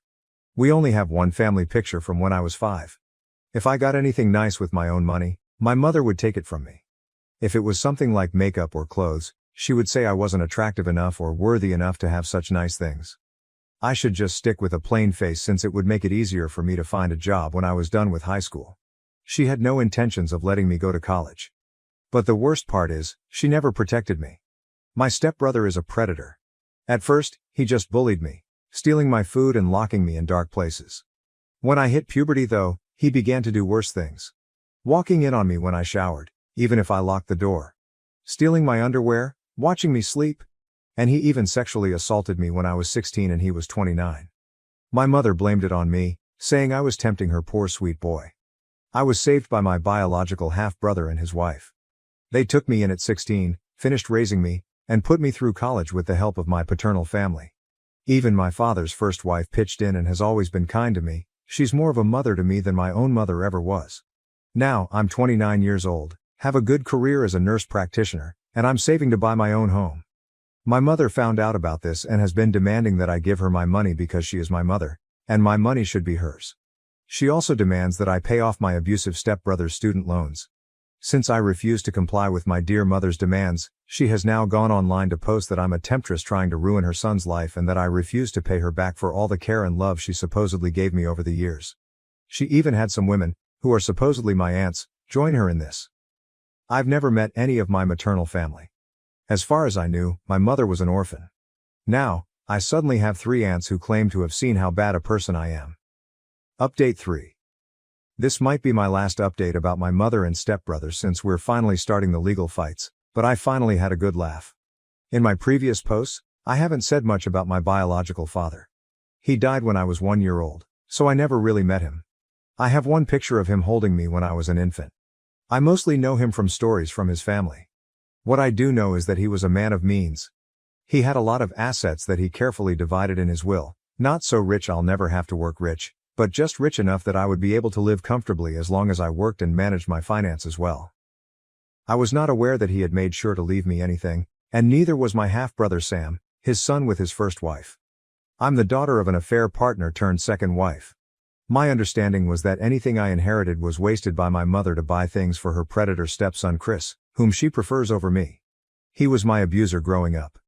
In her words, daughters don't need inheritance, just marry a wealthy old man like me. Well, since my mother and Chris have been harassing me lately, we drove to my dad's lawyer to get some things we need from my dad's records for the lawsuit we are planning. He's a sweet older man who kind of looks like my dad a bit and was my dad's best friend. When we met, he received me with a hug and told me how happy he was to finally meet me. His wife was there too, and she also gave me a big hug and told me we needed to have dinner at their place. Once we all caught up, we discovered my mother had been faking receipts to get money from my trust. A lot of it, some of which was from when I was under Sam's guardianship. She's not the executor of my trust and had to provide receipts for anything. She's been sending receipts claiming they're for me because I'm still in medical school, even though I finished school in 2021. Well, her meal ticket not only got torn, but now she's in big trouble because this is fraud. And basically, my hands are tied about pressing charges. She claims me as a dependent on her taxes so my dad's lawyer would refund her for her expenses. He basically told me there's just no way we can keep this in civil court. He had to contact the IRS and the police. It doesn't help that she's been using my social security number for some things she shouldn't. Thank you to the people who advised me to freeze my credit. You guys saved me for sure. I probably won't be able to post for quite a while since I'm going to be incredibly busy. I'm just mentally exhausted from how much has happened. I wouldn't have done anything about my mom using my trust if she had left me alone. I wouldn't even know about it because the trust is set for me to take over with proof of marriage or graduation from college. Since I didn't know about it, I never sent the required paperwork to take control. She could have milked it dry if she left me alone and just kept sending fake information. I'm in the process of getting what's left of my trust. There's quite a bit in it and it should be enough for me to get a house or condo if I mix it with my savings and still have some left over to invest or do other things safely. I might wait for a while to buy anything though. I don't know how safe it would be since my mom still has my social security number. Update 4. Hey Reddit, this is more of a personal rant than a full-on update. Things are only starting on the legal side of things, so no real update or information I'm allowed to share. This is more on the personal side of things since I just came home from having my mother harass me in a bar. It was not fun. Short background. My mother is a greedy liar who let her stepson Chris, who's 13 years older than me, abuse me since I was a small child. First, it was physical abuse, then sexual abuse started when I was 14 until I was 16. Now she wants me to clear a student debt, and she has been mooching off my biological father's inheritance. As for last night, well, I decided to go out with some girlfriends for a girls' night. My half-brother Sam and his wife Sandy have been pushing me to go out for a while. We went to a local bar. I mostly stuck to the stools by the bar as I'm a massive introvert, but I like seeing my friends having fun. So I was simply drinking and talking to the bartender in passing. Well, my good mood was ruined when I noticed my mother, thankfully alone, walk towards me. The moment she saw me, she pretty much launched herself to hug me and began crying, saying how much she had missed me and how different I looked. I was trying really hard to get away from her, but she began causing a scene. She started begging for us to reconcile, saying that she was sorry I took my stepbrother's affection the wrong way, that they both love me and want me to live with them. She was loud, and people were looking at me. Some even looked sorry for her, and I had people encouraging me to hug my mom back. It was embarrassing and just so wrong. I just exploded and told her to leave me alone and walked out. That was even worse because she kept following me, with 2 or 3 randoms calling me a terrible daughter. She just kept swearing that Chris truly cares for me and wants us to be a family again. She even said that he found me so beautiful that he couldn't help himself when he sexually assaulted me. She said, when he made love to you. As if it was something consensual. I was a minor when he attacked me. He was almost 30. I just started crying and screaming at her to go away and leave me alone. Thankfully, one of my more sober friends called Sam, and he came over very fast. He scared away my mom and took me home.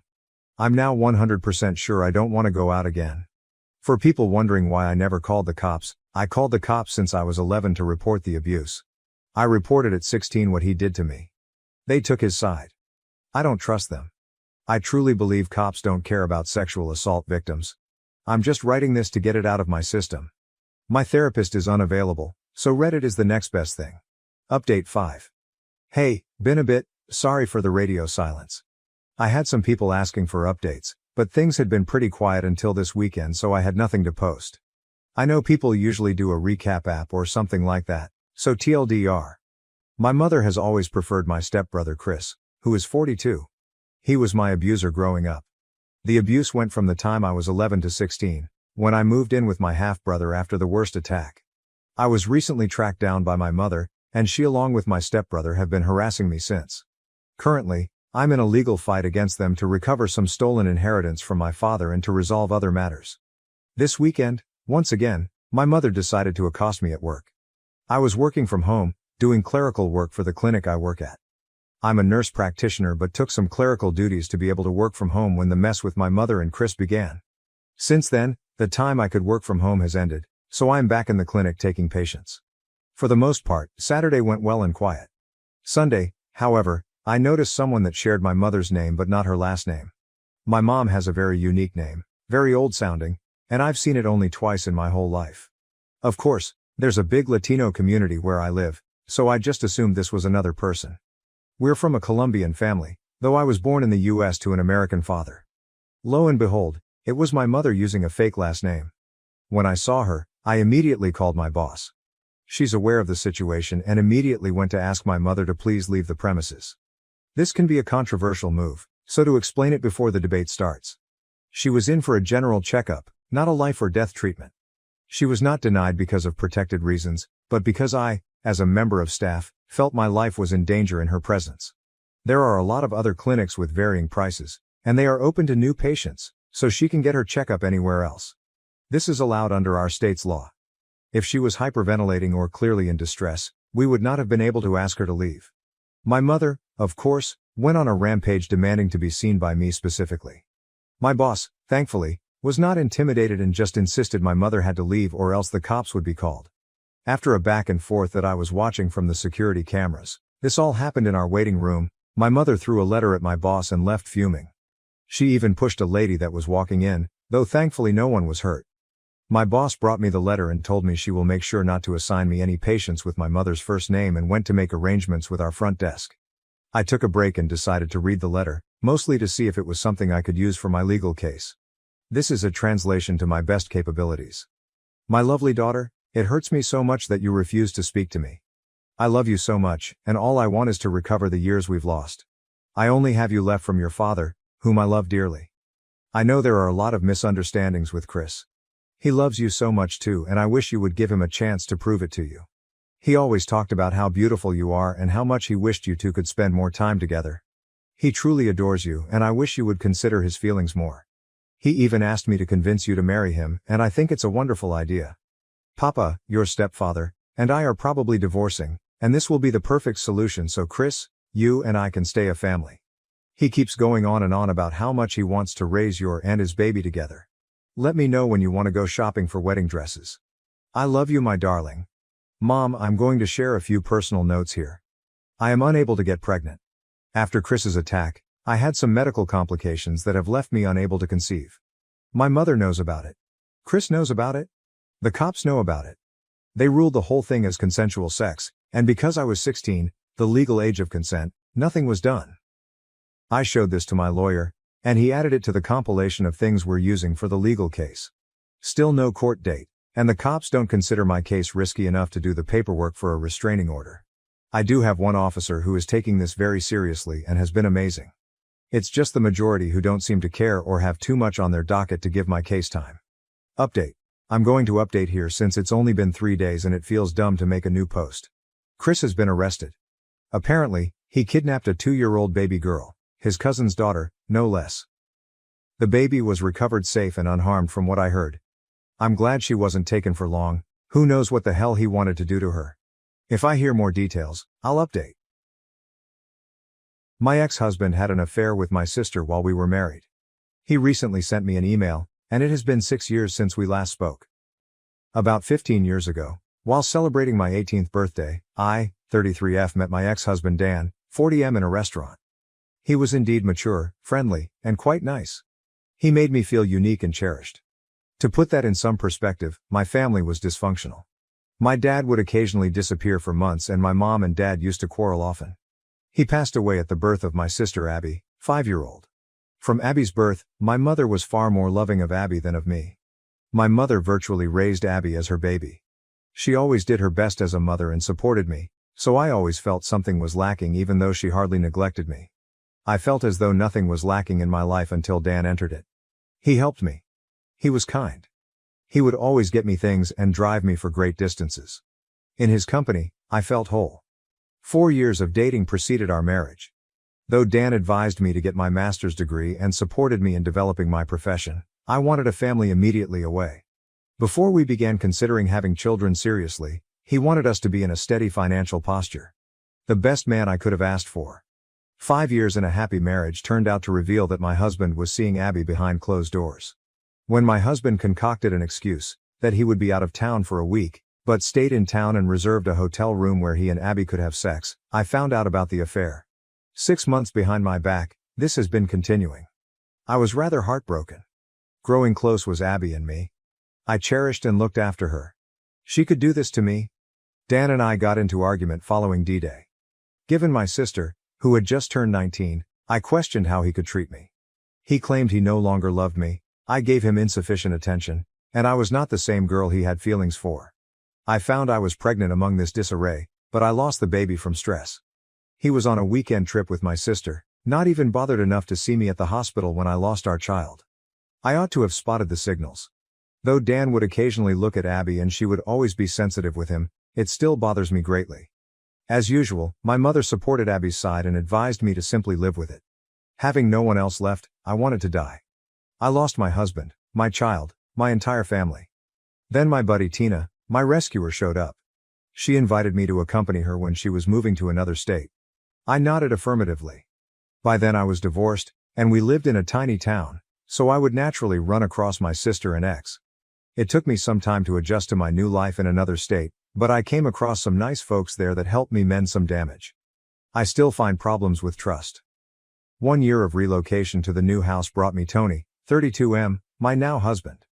Though I was somewhat cautious and kept my distance, he proved to me that he loves me a great lot and is reliable.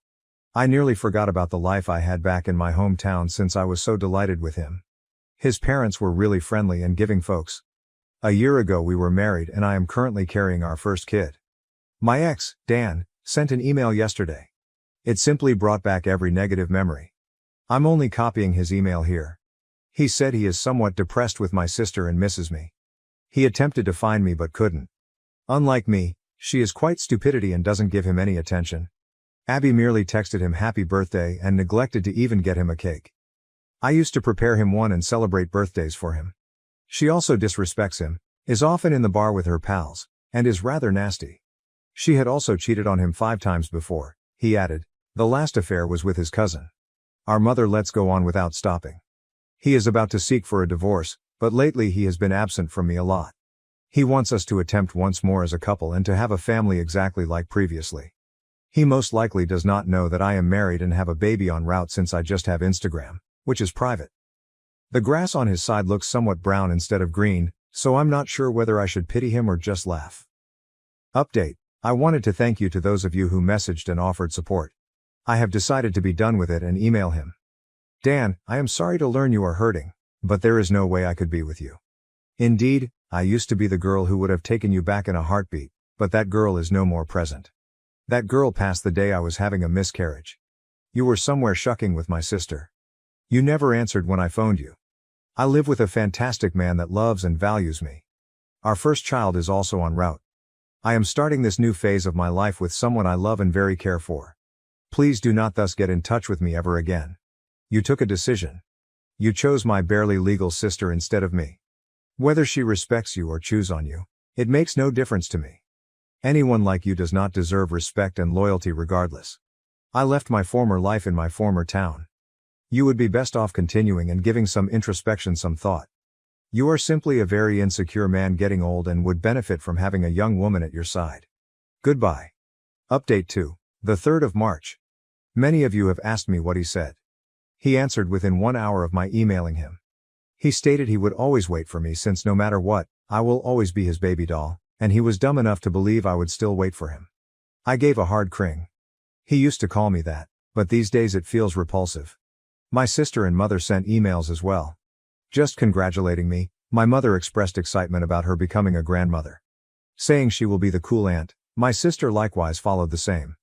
These individuals truly betrayed me and forgot how they treated me when I needed them. Having been reading your comments, I grieved for a long period since it seems like the man groomed both my sister and me. I feel absolutely foolish.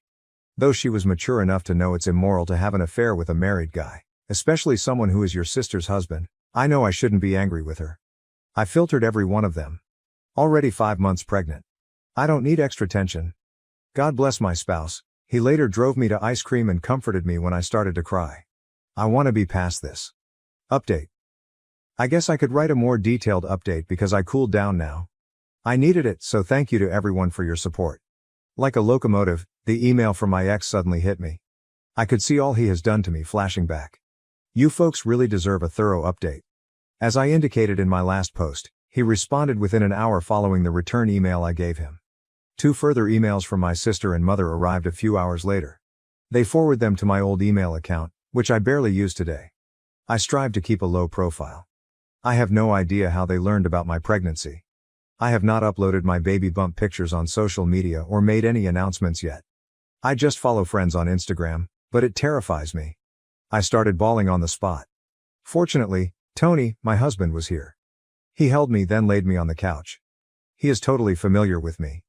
I never covered anything from him. I worried a little bit about my sisters and mom's finding of me. He comforted me knowing that I live hundreds of miles from them. We live on the other side of our nation, after all. To ease me, he brought me for ice cream. Funny, it took 2 ice cream cones to at last help me relax. I informed him about my worries and that my sister and mother could insist to see my baby, a girl. To be on the lookout for them, he claimed he would chat to his police officer uncle. He will fight for it even if they visit here and press themselves on me. He told me not to worry about my ex, he is going to discuss this with his friend, a lawyer. He cannot damage me anymore. Even now my husband joked that he would migrate countries should he have to. Finally, someone on my post advised me to let the daycare know about my mother and sister should they attempt to abduct my child. Not that we intend to send her to childcare. I decided I would quit my job and take care of my baby and concentrate on healing from giving birth even though I am working right now. This is my own choice. I do have some reasonable savings in my personal bank. When our little princess is somewhat older, I will return to work. My in-laws are very remarkable. Living nearby are my Mill and Phil. They both are decent people who could assist with my child. You should not worry as well. Apart from my in-laws, I have a decent support system as well. Basically, Tina and her friend Jenny adopted me. Funny. They constantly supported me and are truly nice individuals. Though I have no idea what the future holds, at least I am surrounded by some decent people I never knew growing up. I shall now take your leave and enjoy my spouse treating me. I will keep you folks informed should something major occur. Blocked are my mother, sister and ex-partners. Not one update has come since. Second story. My husband's nephew rested his hand on me while asleep. Tell anyone, this entire family will be destroyed. The godson and nephew of my husband is 17. For a month my husband received a job offer abroad. We live in a house, and my sister-in-law, husband's sister, advised me to stay with them in their guest room as I felt uneasy being alone in the house. Even with me coming from a shattered home without family to adore me, especially his oldest sister, 47, I love my husband's family, a large, loving family that took me in and accepted me with open hearts and arms. I am 32 and my hubby is 41. Living with my sister-in-law was great. Apart from missing my spouse, who I spoke with a few times a day, everything was going perfectly. Being a night owl, I stayed in the living room binge-watching House of the Dragon when everyone went to bed yesterday. I probably nodded out on the couch. Later on when I woke up, my nephew's hand was under my shirt. I shoved him away but he held my mouth and pulled me back on the couch. A few times he struck me hard, telling me to stop moving. I swung a cola glass I had on the coffee table against him. My sister-in-law came downstairs after hearing him grunting in agony. She began battering him and shoving him away. She asked him to visit the guest house, and she followed him most likely to check his head damage since he was bleeding. Later on, she returned and showed me to the bathroom. I had cut my hand with the glass and had peed myself. Later on she stayed with me in the room and handed me sleeping drugs. Today at midday I woke up. Everyone but my sister-in-law was away. Every bit of warmth has disappeared. She said she was quite let down by me. I used her son even though she invited me into her house. She saw everything. She knew the truth, I told her. She said she saw nothing and that nobody would have believed someone like me. She wondered whether breaking this family on my conscience would be on line with my values. She blocked my path when I wanted to depart since what would the family say? I vowed I wouldn't say anything, then started to cry and asked her to let me go. I'm home now and not sure what to do. My husband will be destroyed from this. His family is his pride and jewel in life. He adores them. Suppose he hates me for shattering his family and tarnishing their name. Worse, supposing he doesn't believe me. 3 weeks from now he will be home. By then most likely the black eye will have disappeared. Edit. I apologies. I messed his age. He will be turning 16 in a few months, he is 15. I produced poor arithmetic. Edit 2. I appreciate you answered. I apologies for not answering every query. I should say that lately I spoke with my husband. For him, the regular planned phone call before bed is, but I simply broke down crying and told him everything. FaceTimed me and saw my face. He never likes me to be home alone, hence he told me to prepare a suitcase and wait for his friend to come pick me up. After little more than a year of marriage, my husband and I have been living in this city, his hometown, for a few months. Here I know not many people. Still, he advised me to live with his friend and his family. Good people are those they are. Tomorrow he is flying back here. Thank you. I apologize once more for not being able to respond to everyone. Update. Hi everyone, this is a throwaway account. I got much of encouragement when I wrote here earlier. I owe 100% to the online community for which I followed the right course and informed my husband. If it were up to me and my own ideas I would have just kept this private and tried to go on. I do not want to read all the disgusting and abusive DMs like the ones I received from my first article, hence I will not respond any DMs. I would gladly respond to your comments here, but following this update I am removing this account as well. I would wish to respond to a couple inquiries. First one, a query on my most recent update. Why did my husband believe me without asking questions? Many conjectured that my spouse wasn't very astonished since he presumably knew something about his nephew. No, I asked him this. He simply believes me, not noticing the injuries on my face. I have never given him any grounds not to believe or trust me. Why would my spouse advise me to live with the family of his friend? Many asked why I wasn't independent enough to live on my own alone. To me this is a brand new town. Coming from a large city with people all around to go to a smaller village as living alone in a large house changed me greatly. I was uneasy, hence my husband advised me to live with his sister and get close to my new family. After what happened though, I returned home. The acts of his nephew stunned my husband, and to be honest, he had no idea what to anticipate from his parents or nephew anymore. He didn't want me alone as he was afraid they might hurt me. He insisted that I kept his family in dark about where I was also. He was just afraid. I apologize for also mistaking his age. Born November 06, he will turn 16 shortly. I made him 17 by doing the arithmetic wrong. The next day following my post, my husband arrived home late in the afternoon. Seeing him now makes me happier than it did years ago. He told his sister he was on his way when phoning her. He looked to have been crying when he returned home. He urged me to pursue charges, but only if I wanted. He questioned whether I wanted to do it. She tried to point the finger on me when he was at his sister's, but he advised her to cease the bullshit. If she truly loved her son, he questioned her why she wasn't more concerned about him, the way he progressed to overpowering a sleeping family member. He also wanted her to explain why she handed me sleeping drugs. About that, I have no idea why I grabbed them. I recently did. Since childhood I have sadly always followed those I considered to have control over me. She said she couldn't help me relax as I was having panic attacks. She still thought I came on to him though, and denied that her son had behaved in such manner. When my husband spoke with his nephew as well, he was disappointed to see that he showed almost any regret or affectivity at all. He never even offered an apology. I hit him. He said he was attempting to wake me awake as the couch wasn't comfortable. We have written a report. Not much more I could do. To be honest, I wanted it to be out there even if I don't see anything coming of it. The brother of my spouse called to shout at him. Starting with the smear campaign, they have already my spouse shared with them my side. I'm not sure the person they decide to believe. 6 siblings make up my husband's family. We will have to watch this develop. My spouse doesn't particularly want to damage his nephew, who is still a child. He feels he needs aid, but not the kind his parents are providing, enabling him. He also expressed the feeling that many of you have. This lad will do it once more most likely, and I wasn't first. He loves him very deeply, thus it hurts him. But he has to tell others what he is capable of doing to safeguard their families. Over past few days, my hubby has been quiet and aloof. About that, I had no idea what to do. Simply said, I felt somewhat ashamed. I wasn't sure if I should ask his pardon and apologize to him for souring his relationship with his beloved sister and her family. He looked shocked at me when I at last plucked the bravery to do it. He started to cry and admitted he was the one sorry. He saw himself at last providing the large family I had always dreamed of. He held me. I have nothing about my family.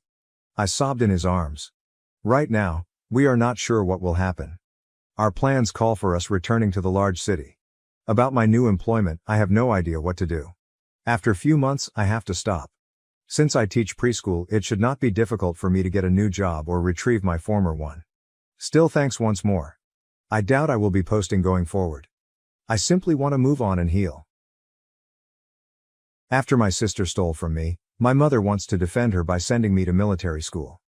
This took place when I was 14 years old, approximately 1 year before the divorce of my parents. My younger sister would always spend her allowance as if it were water, particularly on things like makeup, meals from the mall, video games, and clothing from Hot Topic that she purchased. In spite of the fact that I was also given an allowance, my father made me earn it by cleaning the house and working in the yard. My mother never forced my sister to do any duties, with the exception of cleaning her room, and my sister never did anything she didn't want to do unless her father was present to oversee her. In order to acquire additional funds, I mowed lawns, collected abandoned cans from various locations throughout the area in order to exchange them for a 5-cent deposit, and performed various other odd tasks across the neighborhood. I was putting money down at the time in order to get a scooter so that I could go around town. During the course of 2 years, I was able to save almost $2,000 by working a variety of odd jobs and putting away the majority of my allowance.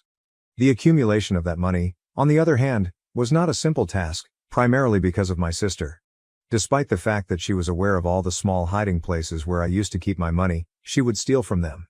The following is a memorable passage that I have paraphrased from what I remember. My response: "Hey sis, did you take my money again?" "Sister, what is it?" "No."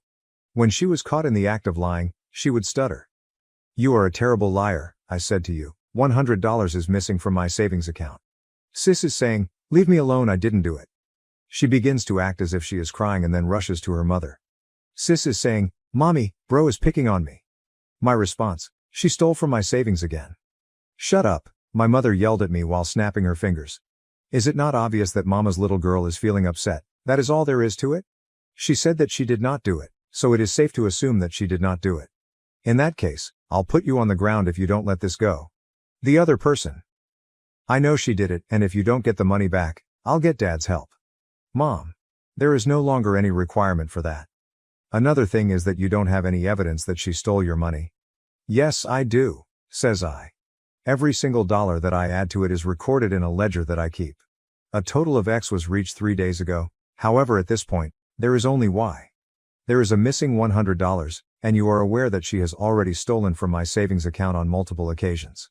That being said, I am aware that sis has already used up all of her stipend for this month, but you still went shopping yesterday. Exactly where did she obtain the money, don't you think?" Following a brief moment of reflection, Mom scowls. "What do you know, mister? You are firmly planted. I am going to grab the belt if you do not go to your room," she said. I had the ability to discuss the matter further. However, if there is one thing that I picked up from being in that environment, it was the knowledge of when to stop talking and simply call my father. Therefore, without uttering a single word to either of them, I made my way to my room and slammed the door shut. After that, I reached for my brick-like Nokia cell phone, which I had at the time, and dialed my father's number while he was at work.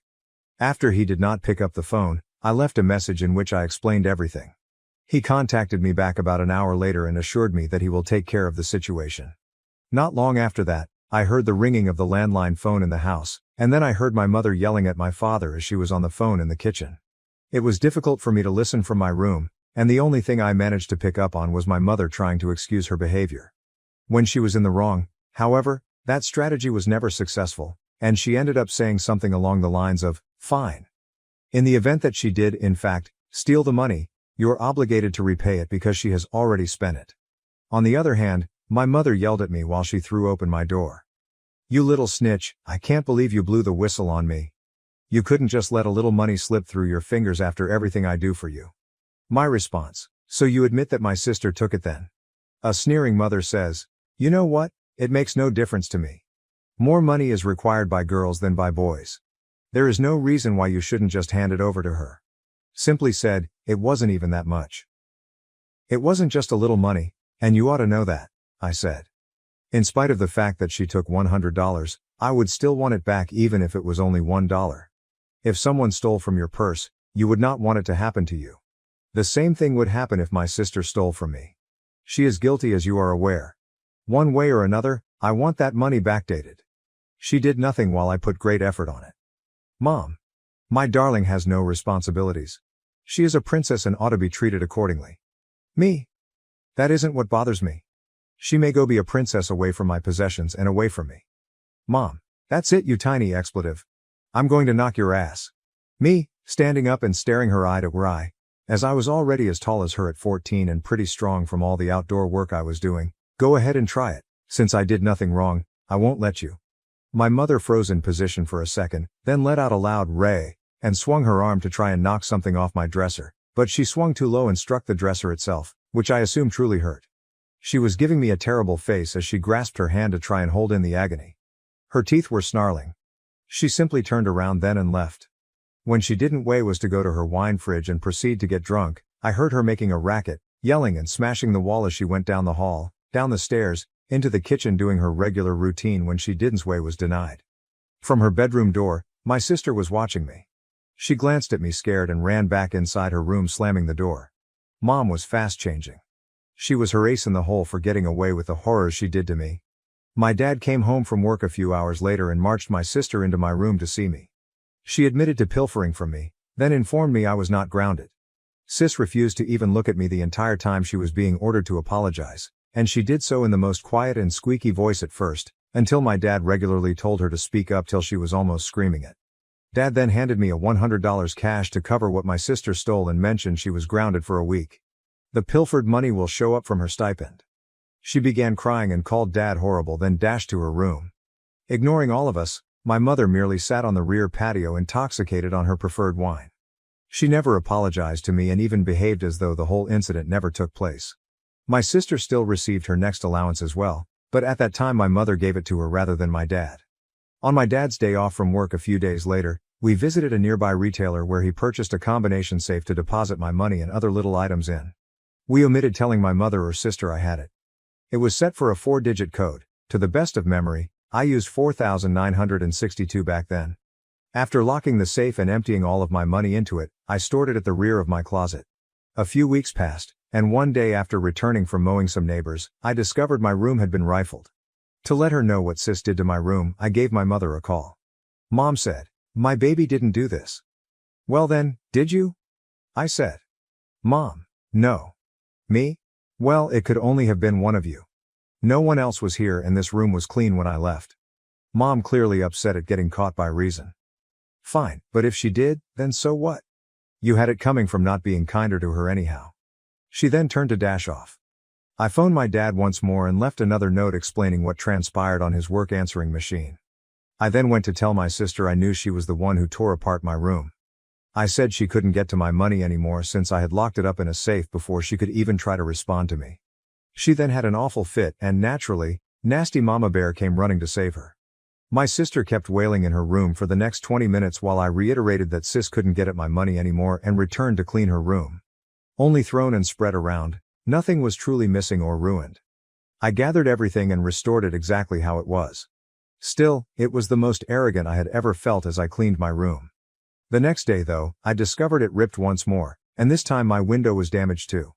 Not able to get the safe open, sis had thrown it out the window. I immediately contacted my father, and when my parents returned from work, my sister came clean about having done it, as if she were glad of herself. Saying I shouldn't have received the safe in the first place, my mother really tried to side with her. But, my dad chewed her up and stated he got it for me since he was sick and tired of her stealing from me. My dad has to pay me back each time she pilfers money from me and spends it since my mother never would. My dad got me a lock for my door and even a combination key lock box with the key to my room next to the door. We had to replace the complete window from my room.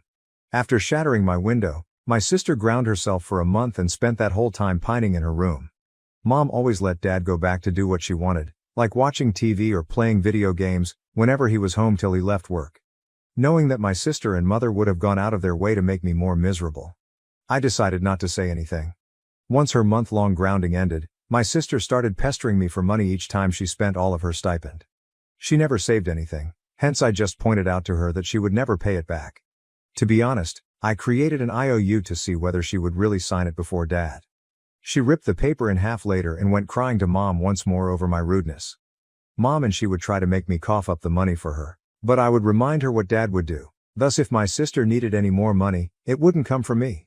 My mom then actively sought to send me to military school, but Dad objected.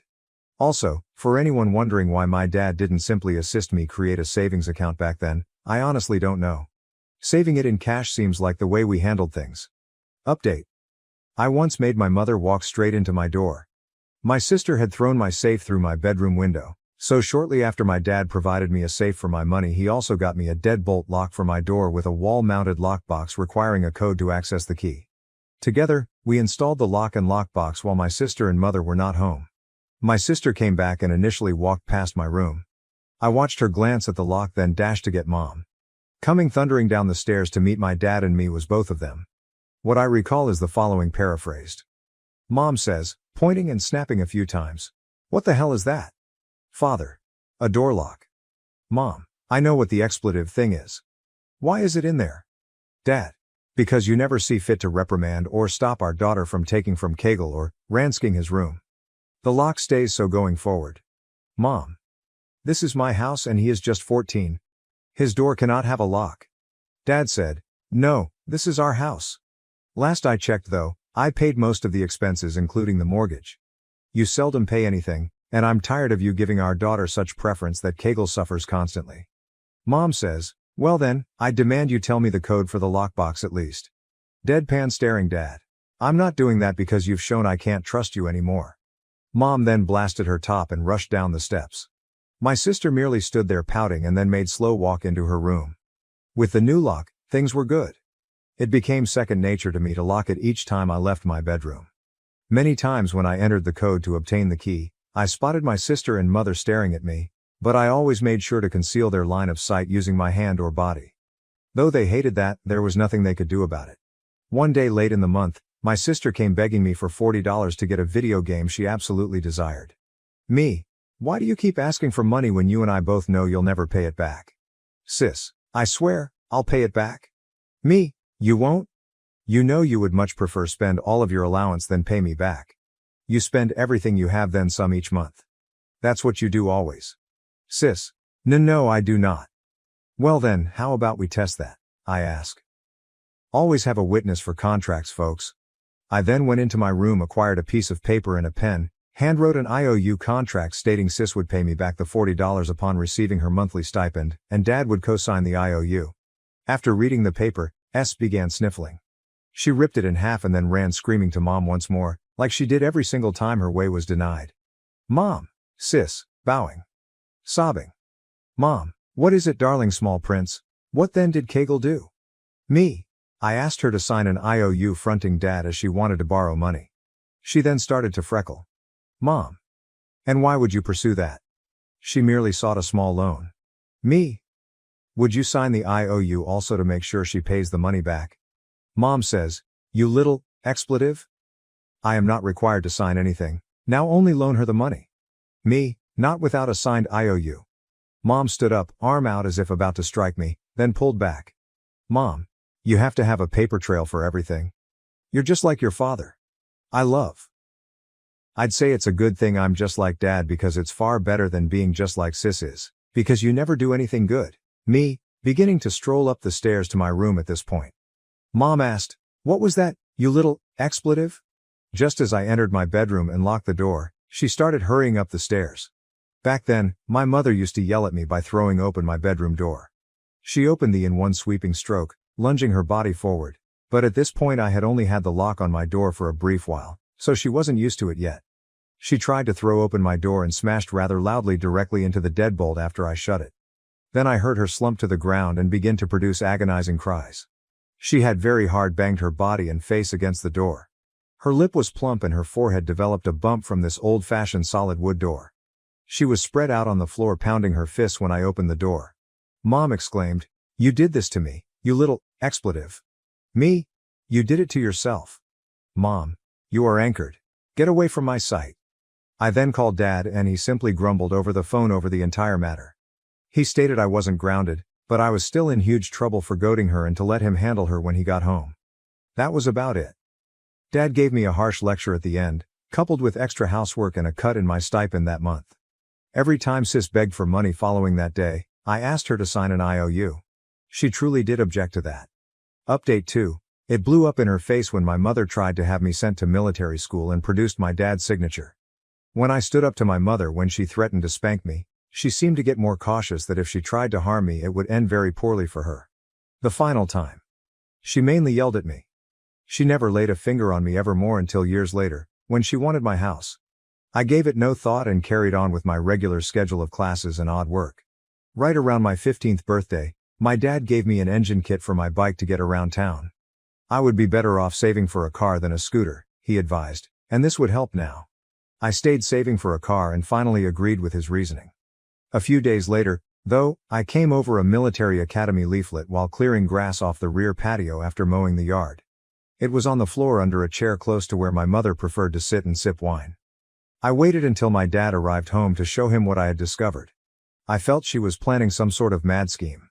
He went to see my mom with the booklet and asked her about it since he was somewhat irate but didn't jump to judgments. Dad said, "Honey, what's this?" Mom becomes white upon seeing the leaflet. "Nothing. I had never seen it before." "Dad, exactly? You know I wouldn't let you send Kegel to military school if you intended to try to send him." Mom broke her front at that and exclaimed, "He has to learn some discipline. He locks his door often, hence I am unable to even spank him anymore as he is too big. This is the only means I have left to chastise him for being a disobedient brat." "Dad. Kegel stood up to you for your silly favoritism and did nothing wrong. Given you and the way you treat her and let her get away with stealing from her brother, our daughter is the brat if anything. And as far as I'm concerned, this conversation about sending Kegel to military school is closed. Should you try to send him, then help me. I will bring the hammer down on you whatever method I can." Mom. "Well, I guess this entire family is just going to take away what little power I have left in this house then. Should I have nothing, I could as well be nothing." Dad. "You and I both know you would much choose Keel over being nothing. Cut back on your theatrical behavior. Now a guy with his own money, Kegel is growing up." Mom left the room angrily then. Before school, the next morning, I watched her desperately attempting to fit something into the kitchen garbage can. I dug out what she was trying to hide while waiting for her to head out for work. She filled out the military school application totally in her hand. On it, both parents or legal guardians had to sign. The paper included 2 signatures. I understood Mom's, but the other seemed to be a poor attempt to copy Dad's. His sleek and sophisticated signature was something he took great satisfaction in. There is no way my mother could replicate it without seeming like fraud. She probably understood it once she was confronted and gave up attempting to send me away. Later I showed my dad the papers and kept them. Though he was furious, he let it go knowing she had done it already. Still, he filed the paperwork right in case. A few more months later, word leaked out that my mother was seeing an old high school ex-boyfriend. My dad filed for divorce. That was his last straw. Months later, after he acquired another house, I moved in with him. Pulling out the military school records my mom had created with his signature, he accelerated the divorce rather fast. And it wasn't only that. He also had evidence she created his signature on at least one credit card application and one other thing I don't remember, which made Mom worry about being arrested for fraud. She agreed to most of his requirements, so they proceeded really quickly through court. Dad didn't want the house, so Mom bought it. Nevertheless, she also insisted on alimony and child support since my sister, predictably, decided to remain living with her. For a decade of monthly payments, the judge granted my mother child support and a minimal alimony award. Alimony essentially paid my sister's allowance anyhow. Mom was really irate about that and vowed to bring him back to court, but for years he held the falsified signatures over her head to calm her. My sister threw out her mouth at me and smugly claimed Mom informed her she was a princess and the more deserved sibling, so explaining the reason I was leaving the house. Not caring anymore, I merely shook my head and advised her to consider what she wants. Then I went out the door, at last as free as a bird. My connection with my sister, who paid once-weekly visits to Dad's residence, deteriorated until at last we stopped communicating completely for years. Mom's residence hardly appealed to me. She essentially turned my former room into a home office anyway. My mom favored my sister and ignored me. In the end, my perfect sister ran off with Mom's money, leaving her devastated. I was 23 years old and lived at home with my mom, 52 years old, and older sister, 26 years old. This manner of life persisted after my dad's death 5 years ago. Emma, my sister, was Mom's favorite from the beginning. Anyone who spent even 5 minutes with our family could see this. It wasn't just me. When she was a kid, Emma was the center of attention and the recipient of all the newest fashions and technology. Even though Mom never missed an Emma school function, she would make up an excuse like, "I'm too tired," or "I have to work late," whenever I asked her to attend my own. Eventually, I grew accustomed to the pain. There was little change as we aged. While Emma attended a prominent university to get a law degree, I got my associate's degree in graphic design from a small college. Emma was the object of Mom's incessant boasting. "My Emma is going to be a big-shot lawyer one day," she would proudly proclaim. All the while, people either didn't care or were downright disappointed by my chosen work path. However, the true problem wasn't merely favoritism, it was the unequal allocation of domestic duties. I was supposed to handle all the housework since Emma was supposed to be studying. When I say all, I really do mean it. I would begin my day at 6 o'clock every morning. Making breakfast would be my first order of business. Emma favored a vegetable omelet accompanied by a serving of fruit, while Mom liked her eggs cooked to perfection with toast and no crust. In my regular state, I would hastily seize a granola bar for my own consumption. Before going out to my part-time job at a nearby coffee shop, I would tidy up the kitchen, wash the dishes and begin a load of laundry after breakfast. Despite Mom's lack of request, I worked there to help out around the house and save up for my own place. I would do everything from dusting to mopping, vacuuming, and everything in between as soon as I got home in the afternoon. Meal planning and grocery buying were also my responsibilities. This was never easy because both Mom and Emma had very specific nutritional needs. Even the dinner was a show. While Emma sat on the couch, fiddling with her phone, I would whip up extravagant dinners. Talking to her mom about her day, school, and future goals was a regular occurrence. Word of mouth would be an uphill battle for me. Guess who had to do the dishes after supper? I am, once again. Mom would give me a disapproving look and say things like, "Your sister needs to focus on her studies," whenever I ventured to complain or ask for assistance. One day, she will have a prosperous life and be able to provide for all of us. Assisting around the house would be the bare minimum you can do. Emotionally and physically, it was draining. While Emma was free to unwind and have fun, I felt like a housekeeper in my own house, rushing around all the time. Worst part was that Mom was completely unconcerned with my attempts. From that point on, it was Emma this, and Emma that. Things reached a boiling point on a certain day. I was hoping to reconnect with some college pals that day, because it was a Saturday. Our design class was going to have us work on a collaborative project. The opportunity to leave the house and engage in social interaction that did not include serving coffee or doing chores was more than enough to make me look forward to it all week, and not only because of the project. As is my habit, I got up bright and early to finish my errands before I left. My mom walked into the kitchen just as I was preparing breakfast. "Oh great, you're awake," she remarked. "Today, I'm counting on you to give the living room a good scrub. We need to scrub the carpet and remove and wash the curtains." My chest ached. "But Mom," I said, "today I am scheduled to..." "Remember when I told you about our group project?" Mom scowled. "You can reschedule, right? Do not overlook this. Next week we have company coming over, and I would like the house to be spotless." In an effort to maintain composure, I inhaled deeply. "We will have to reschedule. This has been in the works for weeks. Perhaps Emma could pitch in and clean a little." It was almost 10 in the morning when Emma, seemingly at a whim, strolled into the kitchen still dressed in her pajamas. "Morning," she said with a yawn as she reached for a muffin from the platter I had just placed. Turning to Emma, Mom's expression softened. "Hello there, darling. Had a good night's sleep? Rest assured, there will be an online study group meeting later on." With a muffin still in her mouth, Emma nodded. Mom redirected her gaze to me, her face becoming even more stern. "Your sister needs to get some serious schoolwork done. No one should expect her to clean. Her education is of the utmost importance to you." Something inside of me snapped. Every bit of pent-up resentment, animosity and pain finally burst forth. "And what about my education?" I spoke more loudly as I inquired. "What will happen to my plans? This is my life. Isn't their significance immense?" Mom appeared surprised. To which she responded, "Of course they matter, but..." I interrupted her. "But it's still not equal to Emma's, is it? Never on par with Emma's." Finally speaking up was Emma, who had been observing this discussion with wide eyes. "Stop including me in this, please. When Mom wants you to help out around the house, it's not my fault." I was already furious before that. "Although you have never once offered to lend a hand, please don't take this personally. Sit back and enjoy the ride." Mom made an effort to step in. "Now let's all calm down, there's no need to..." Still, I was feeling very well at the moment. I was helpless as years of suppressed feelings finally broke out. No more settling down for me, Mom. I've had enough of being the housekeeper. Treating me like Emma is beneath me and I'm sick of it. Everything, including the partiality and unreasonable expectations, has had enough of me. I looked across at Emma. Why does Mom never ask you to help out with housework? Her reasoning is that she believes you have great potential to become wealthy and provide for her in the years to come. It's quite the burden, isn't it? But well, at least I'm doing all the work, so you can relax. Redness spread across Emma's face. You can't be fair. My education are a top priority for me. And I don't? My response was a rapid one. In addition to schooling and taking care of the house, I'm working part-time. When will it be safe to think about the future? Again, Mom attempted to intervene. You are aware, my darling, that we value all that you do? The difference is that Emma's chosen profession will, in the end, pay off more handsomely.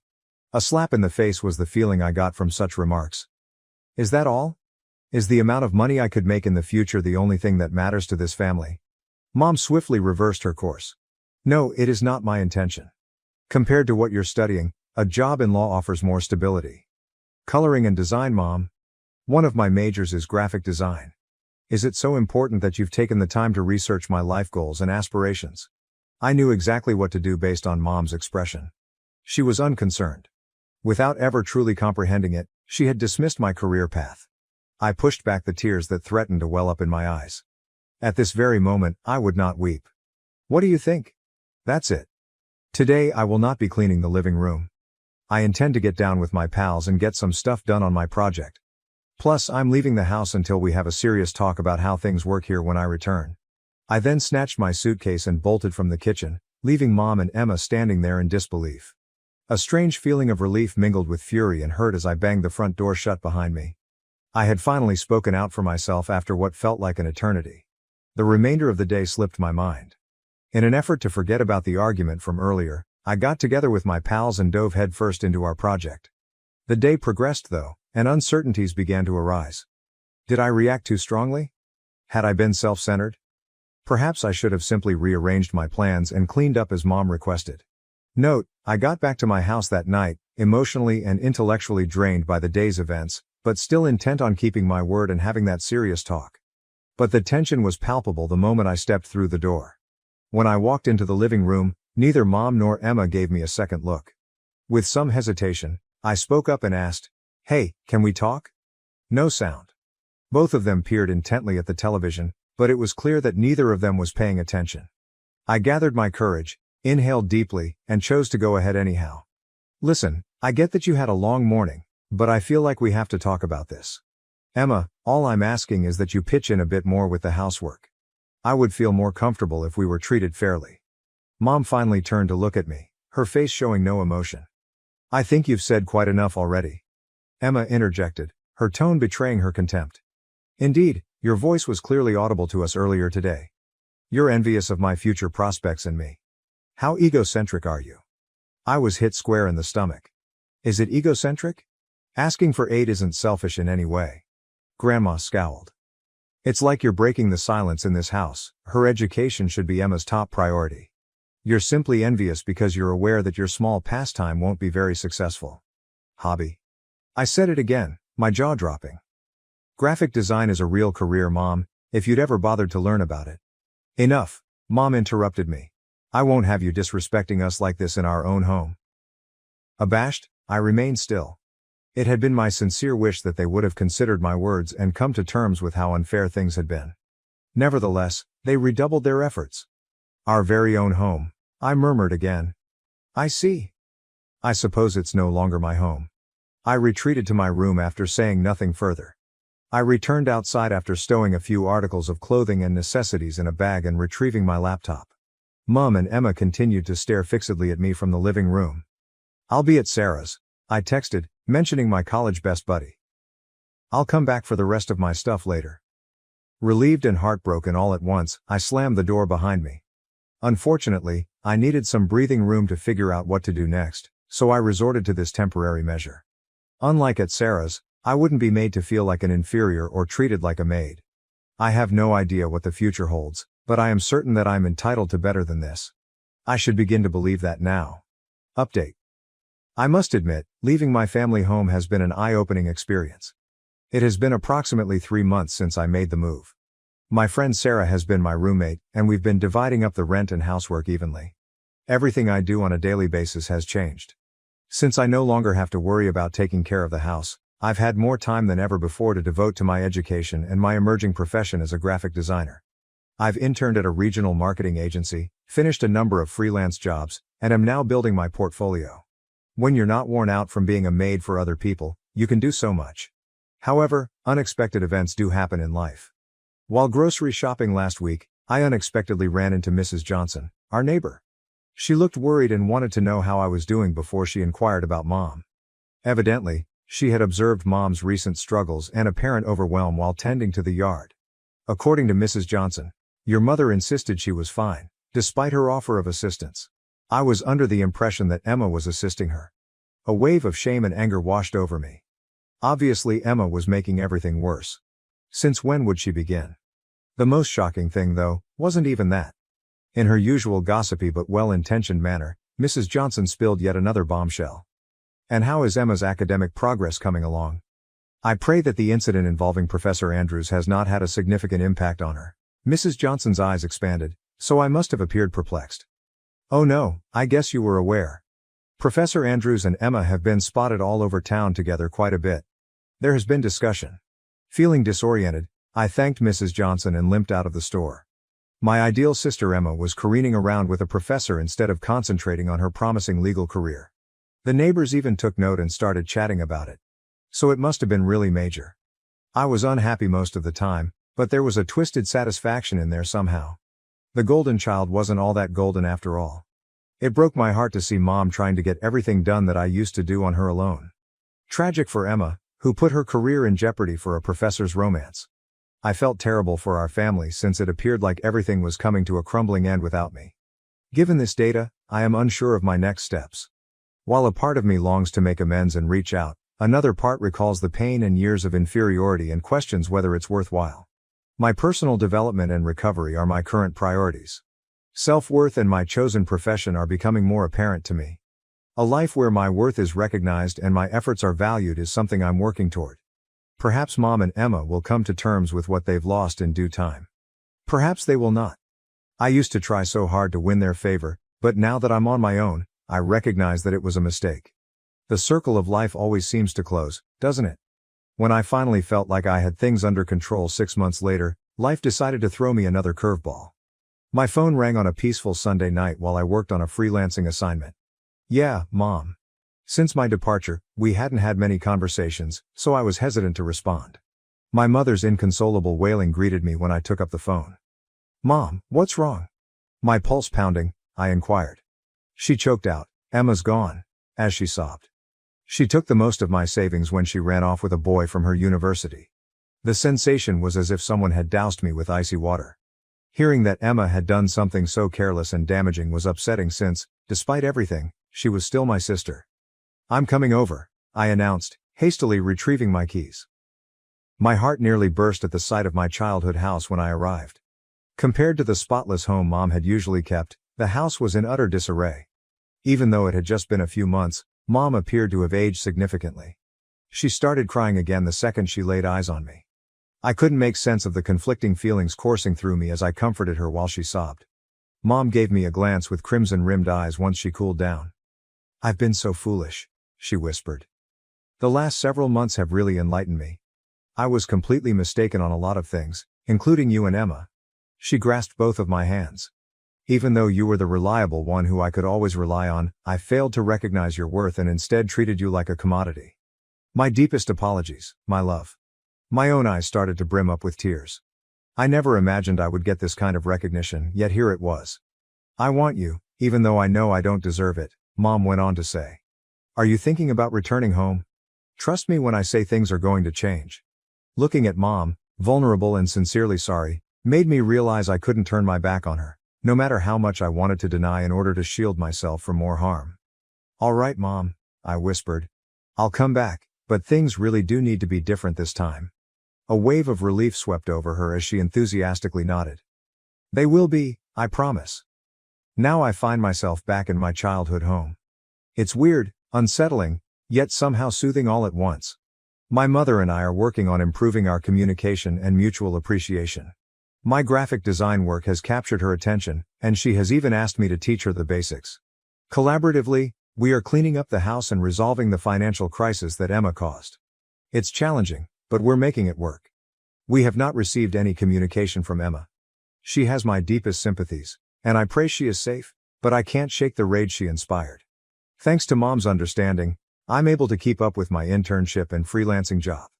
Finding that sweet spot is going to take some time, but we're getting there. What is ahead is completely unknown to me. A part of me is still cautious, still trying to keep my emotions under check, but I also have hope. Perhaps this is the opportunity for a new beginning that our family has been seeking.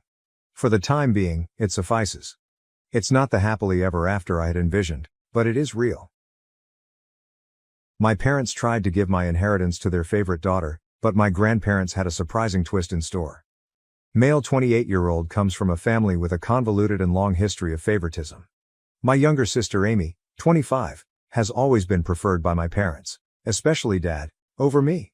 Starting in our childhood, this partiality only got worse as we grew up. Amy was the golden child from my earliest memories. Our parents threw her an elaborate birthday party including professional face painters, a bouncy castle, and a petting zoo when I was 5 and she was 2. I had a store-bought cake and a little family supper for my birthday that same year. This helped to define the tone for years to come. The differences became clearer as we aged. Amy always received the newest toys, the greatest clothes and most attention. I recall saving months of allowance for a new bike when I was 10 years old. Amy wanted one too, hence she had a fit when she saw it. Rather of educating her about waiting or saving, my parents went right out and got her an even nicer bike than mine. Another arena where the bias was evident was school. Amy's parents attended all of her school functions, while they usually missed mine. I took front stage in the school play in 4th grade. I practiced for weeks, driven by great enthusiasm. My parents arrived an hour late on the night of the play, therefore missing my major scene. They were consoling Amy after she complained of stomachache. She was good later on, they had simply lost count of time playing with her. Regarding academics, nothing I ever appeared to do seemed sufficient. I joined the math club, often received straight A's in middle school, and even took first place in a regional science fair. Though my parents hardly noticed these successes, they gave Amy a celebratory dinner and purchased her a new phone as encouragement to keep getting better when she scored a B+ on one test in her weakest subject. In particular, high school was difficult. With an eye toward their approval, I put myself into whatever activity I could. Along with keeping a 4.0 GPA, I was editor of the school newspaper, debate team captain. Amy coasted through school, hardly keeping a C average, and spent much of her time hanging out with friends.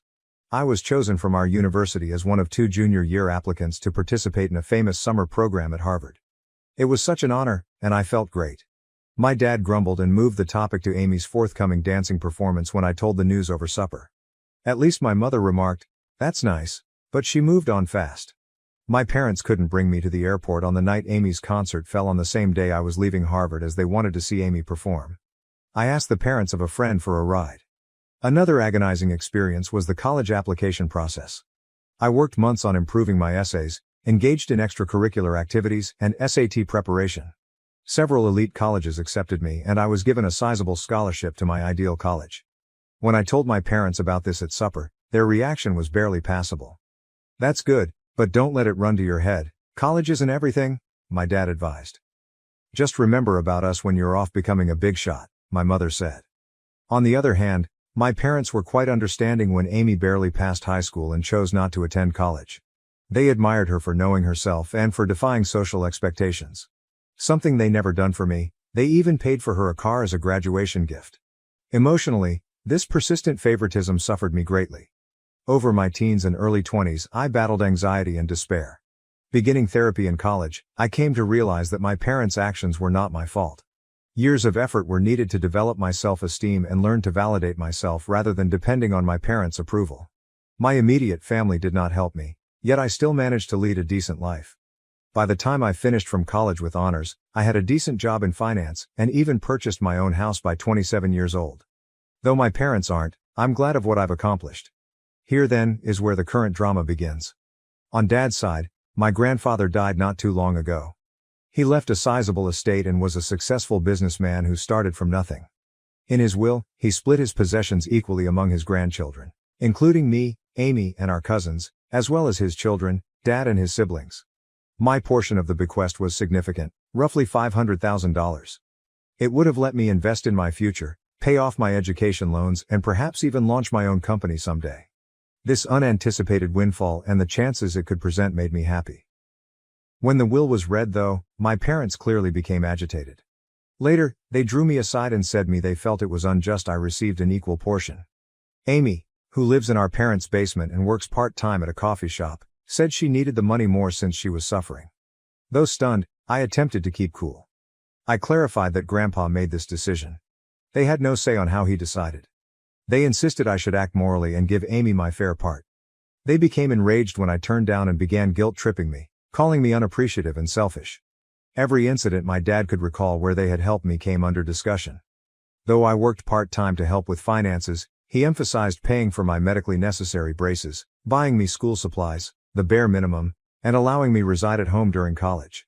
He conveniently forgot about the car they bought Amy, the many shopping sprees, and the fact they still support her at 2025. The matter got rapidly more serious. Acting as the will's executor, my dad chose to handle things himself. Along with her own inheritance, he declared he would be interpretation Grandpa's intentions and give Amy my whole part. He said Grandpa would have wished if he had known our unique situation. I was broken. This was not only obviously illegal but also a terrible reminder of how little my parents thought of me. Pointing that Grandpa had always treated all his grandchildren equally and that he was aware of our circumstances, I tried to reason with them. Then my mother accused me of speaking ill of the deceased by implying Grandpa would have preferred anything else than what my dad was advocating. I mentioned certain memories of Grandpa pushing my academic and career goals, but my parents brushed off these as misinterpretation.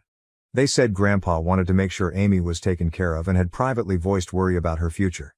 They had no response when I asked why he hadn't simply penned the will that way then. Amy, for her part, was awkward about the circumstances but did not voice criticism of our parents. She merely shrugged and said, "Mom and Dad know best." When I tried to chat to her alone, she obviously wasn't going to be much help. Feeling misled and wounded, I asked Grandpa's widow, my paternal grandma, for guidance. Hearing what was happening, she became enraged. She informed me that my parents had no authority to alter the will and that this was exactly not what Grandpa had planned. Grandma sent some material that clarifies the matter. Several years ago, apparently, my parents asked Grandpa to give everything to Amy in his will. Grandpa had steadfastly objected, saying he thought all of his grandchildren should be treated equally. He had even included a stipulation in his will declaring that anyone challenging the equitable distribution would lose their portion. Equipped with this knowledge, I challenged my parents. Grandma's disclosure of their earlier attempt to affect the will startled them. Saying they were only looking out Amy's future helped my dad try to defend it, but I could see the guilt on their faces. Grandmother acted right away. She got in touch with her will's other executors and attorney. She also got in touch with my dad's siblings, who shared her equally strong indignation at what he was attempting. Taken together, they stopped my dad's scheme and guaranteed that the will would be carried out as stated. Though they are unhappy with me, my parents were obliged to back off. They argued I should have handled this in-house instead of involving others and accused me of turning the family against me. My mother sobbed over how I had split the family and deceived them. I said I had never expected anything from them anyway, when my dad threatened to cut me out of their will totally. Now, should I accept the inheritance, they are threatening to break off all communication. My dad even went so far as to suggest that I would not be welcome in their house should I inherit it.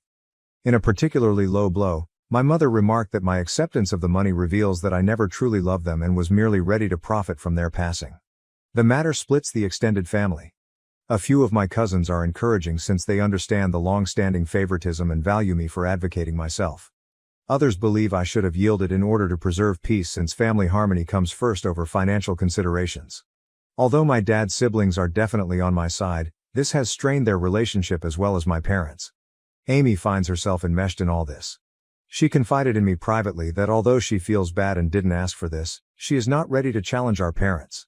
She's been trained her whole life to depend on them and seek their praise, hence I don't blame her totally. Still, a part of me longs she would help me just once. This circumstance has brought out a lot of past suffering and bitterness. I find myself remembering all the times I was passed over or discounted in favor of Amy, the birthday celebrations I missed, the school functions my parents missed, the successes that went unreported. This one occurrence seems to be bringing to a head a lifetime of unfairness. Though the whole affair has caused a great divide in the family, I am keeping my ground and want to take my inheritance as Grandpa meant. My parents hardly talk to me, and family get-togethers have grown awkward. I missed our monthly family meal last week for the first time ever since I could stand the cold shoulders and accusing glares. Though there is turmoil, a tiny bit of me feels empowered. I'm confronting the unfair treatment by my parents for the first time in my life. I'm declaring my value and refuse to be written off. It's both terrible and freeing at once. Though I think I'm in the right here, the family drama is draining me. Something I hadn't experienced since college, I have started having anxiety attacks once more. To assist handle all this stress, I'm thinking about returning to therapy. Am I the one who should have refused to comply with my parents' expectations and accepted my inheritance? Should I have simply handed Amy the money to maintain peace? Although I'm bored of being the family scapegoat, I also fear losing my family totally. Any guidance or viewpoint would be much valued. Update. Since my first post 6 months ago, a lot has happened. I want to thank everyone for their support and guidance. It truly kept me strong during trying circumstances. Let me start with the legal aspect of things. Many of you advised, and I did see my own attorney. He verified that I had every right to inherit and that what my dad attempted was in fact illegal. He helped me record everything and ready to act legally should needed. Fortunately, things did not transpire as such. Along with my dad's siblings, my grandma and her attorney worked out matters without involving court. I got my whole fortune and the will was carried out exactly as intended. Because of his will manipulation attempts, my dad was removed as an executor. This was a somewhat demanding process spanning several weeks. My parents threatened litigation, there were tense meetings and furious phone calls, but ultimately the law was unambiguous and they had to back off. Still ongoing though, the family fallout has been noteworthy.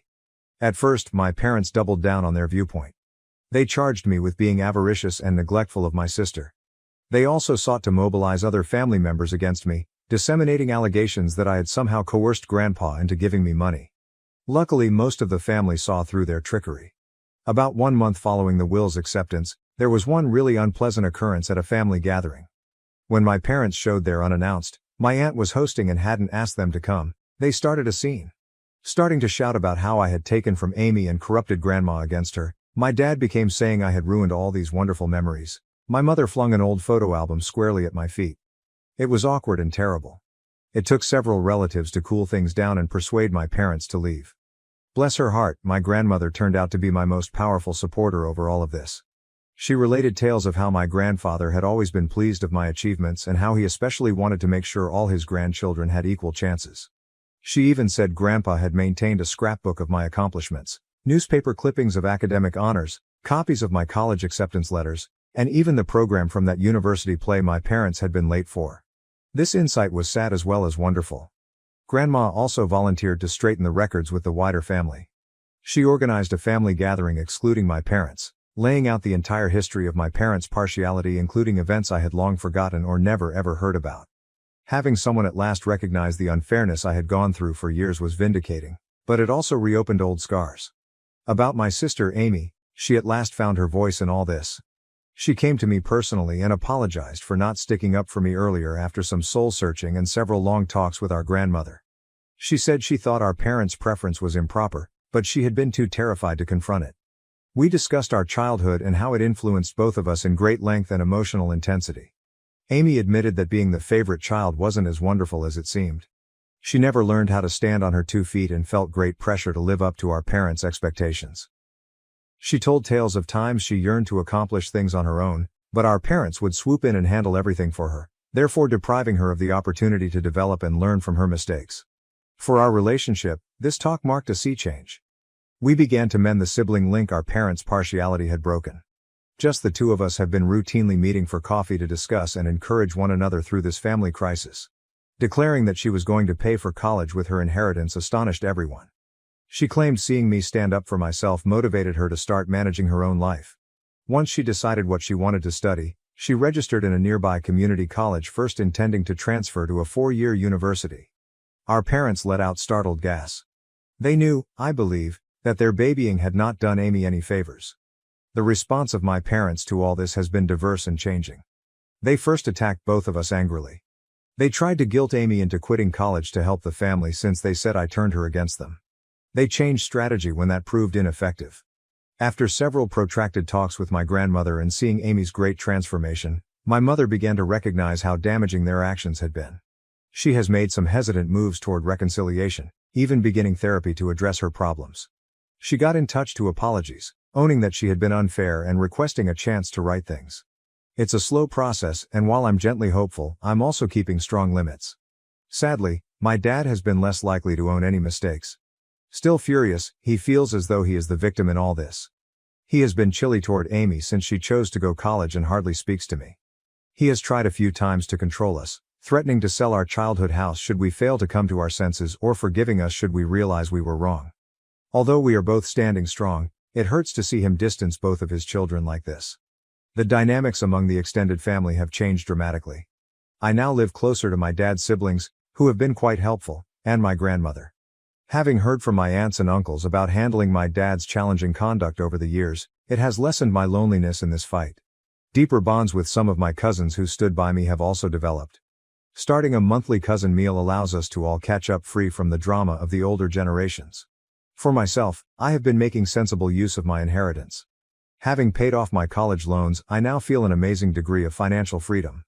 Working with a financial advisor, I have assembled a varied investment portfolio. I have also set aside some funds to maybe launch my own company some years forward. Opening a community center with reasonably priced mental health treatments and financial literacy seminars is something I'm investigating. But for me, buying therapy for myself and volunteering to do the same for Amy has been the most significant application of the money. Both of us are learning to set reasonable limits with our parents and are working on healing from our childhood events. Though it's a long road, I already feel as though I'm developing in knowledge and ability to overcome emotional neglect and long-term partiality. This whole process has brought some surprising good improvements into my life. I now know a great deal about establishing limits and defending myself. Though I know I did the right thing, it hasn't been easy and there are still difficult days. I feel good about myself for resisting guilt and pressure. Among the most unexpected results has been a change in my work path. Dealing with all this family conflict and undergoing therapy has helped me to see my own passion about supporting people who, dealing with all this family dysfunction and doing therapy has helped me to see how driven I am about supporting others who have gone through same family dynamics.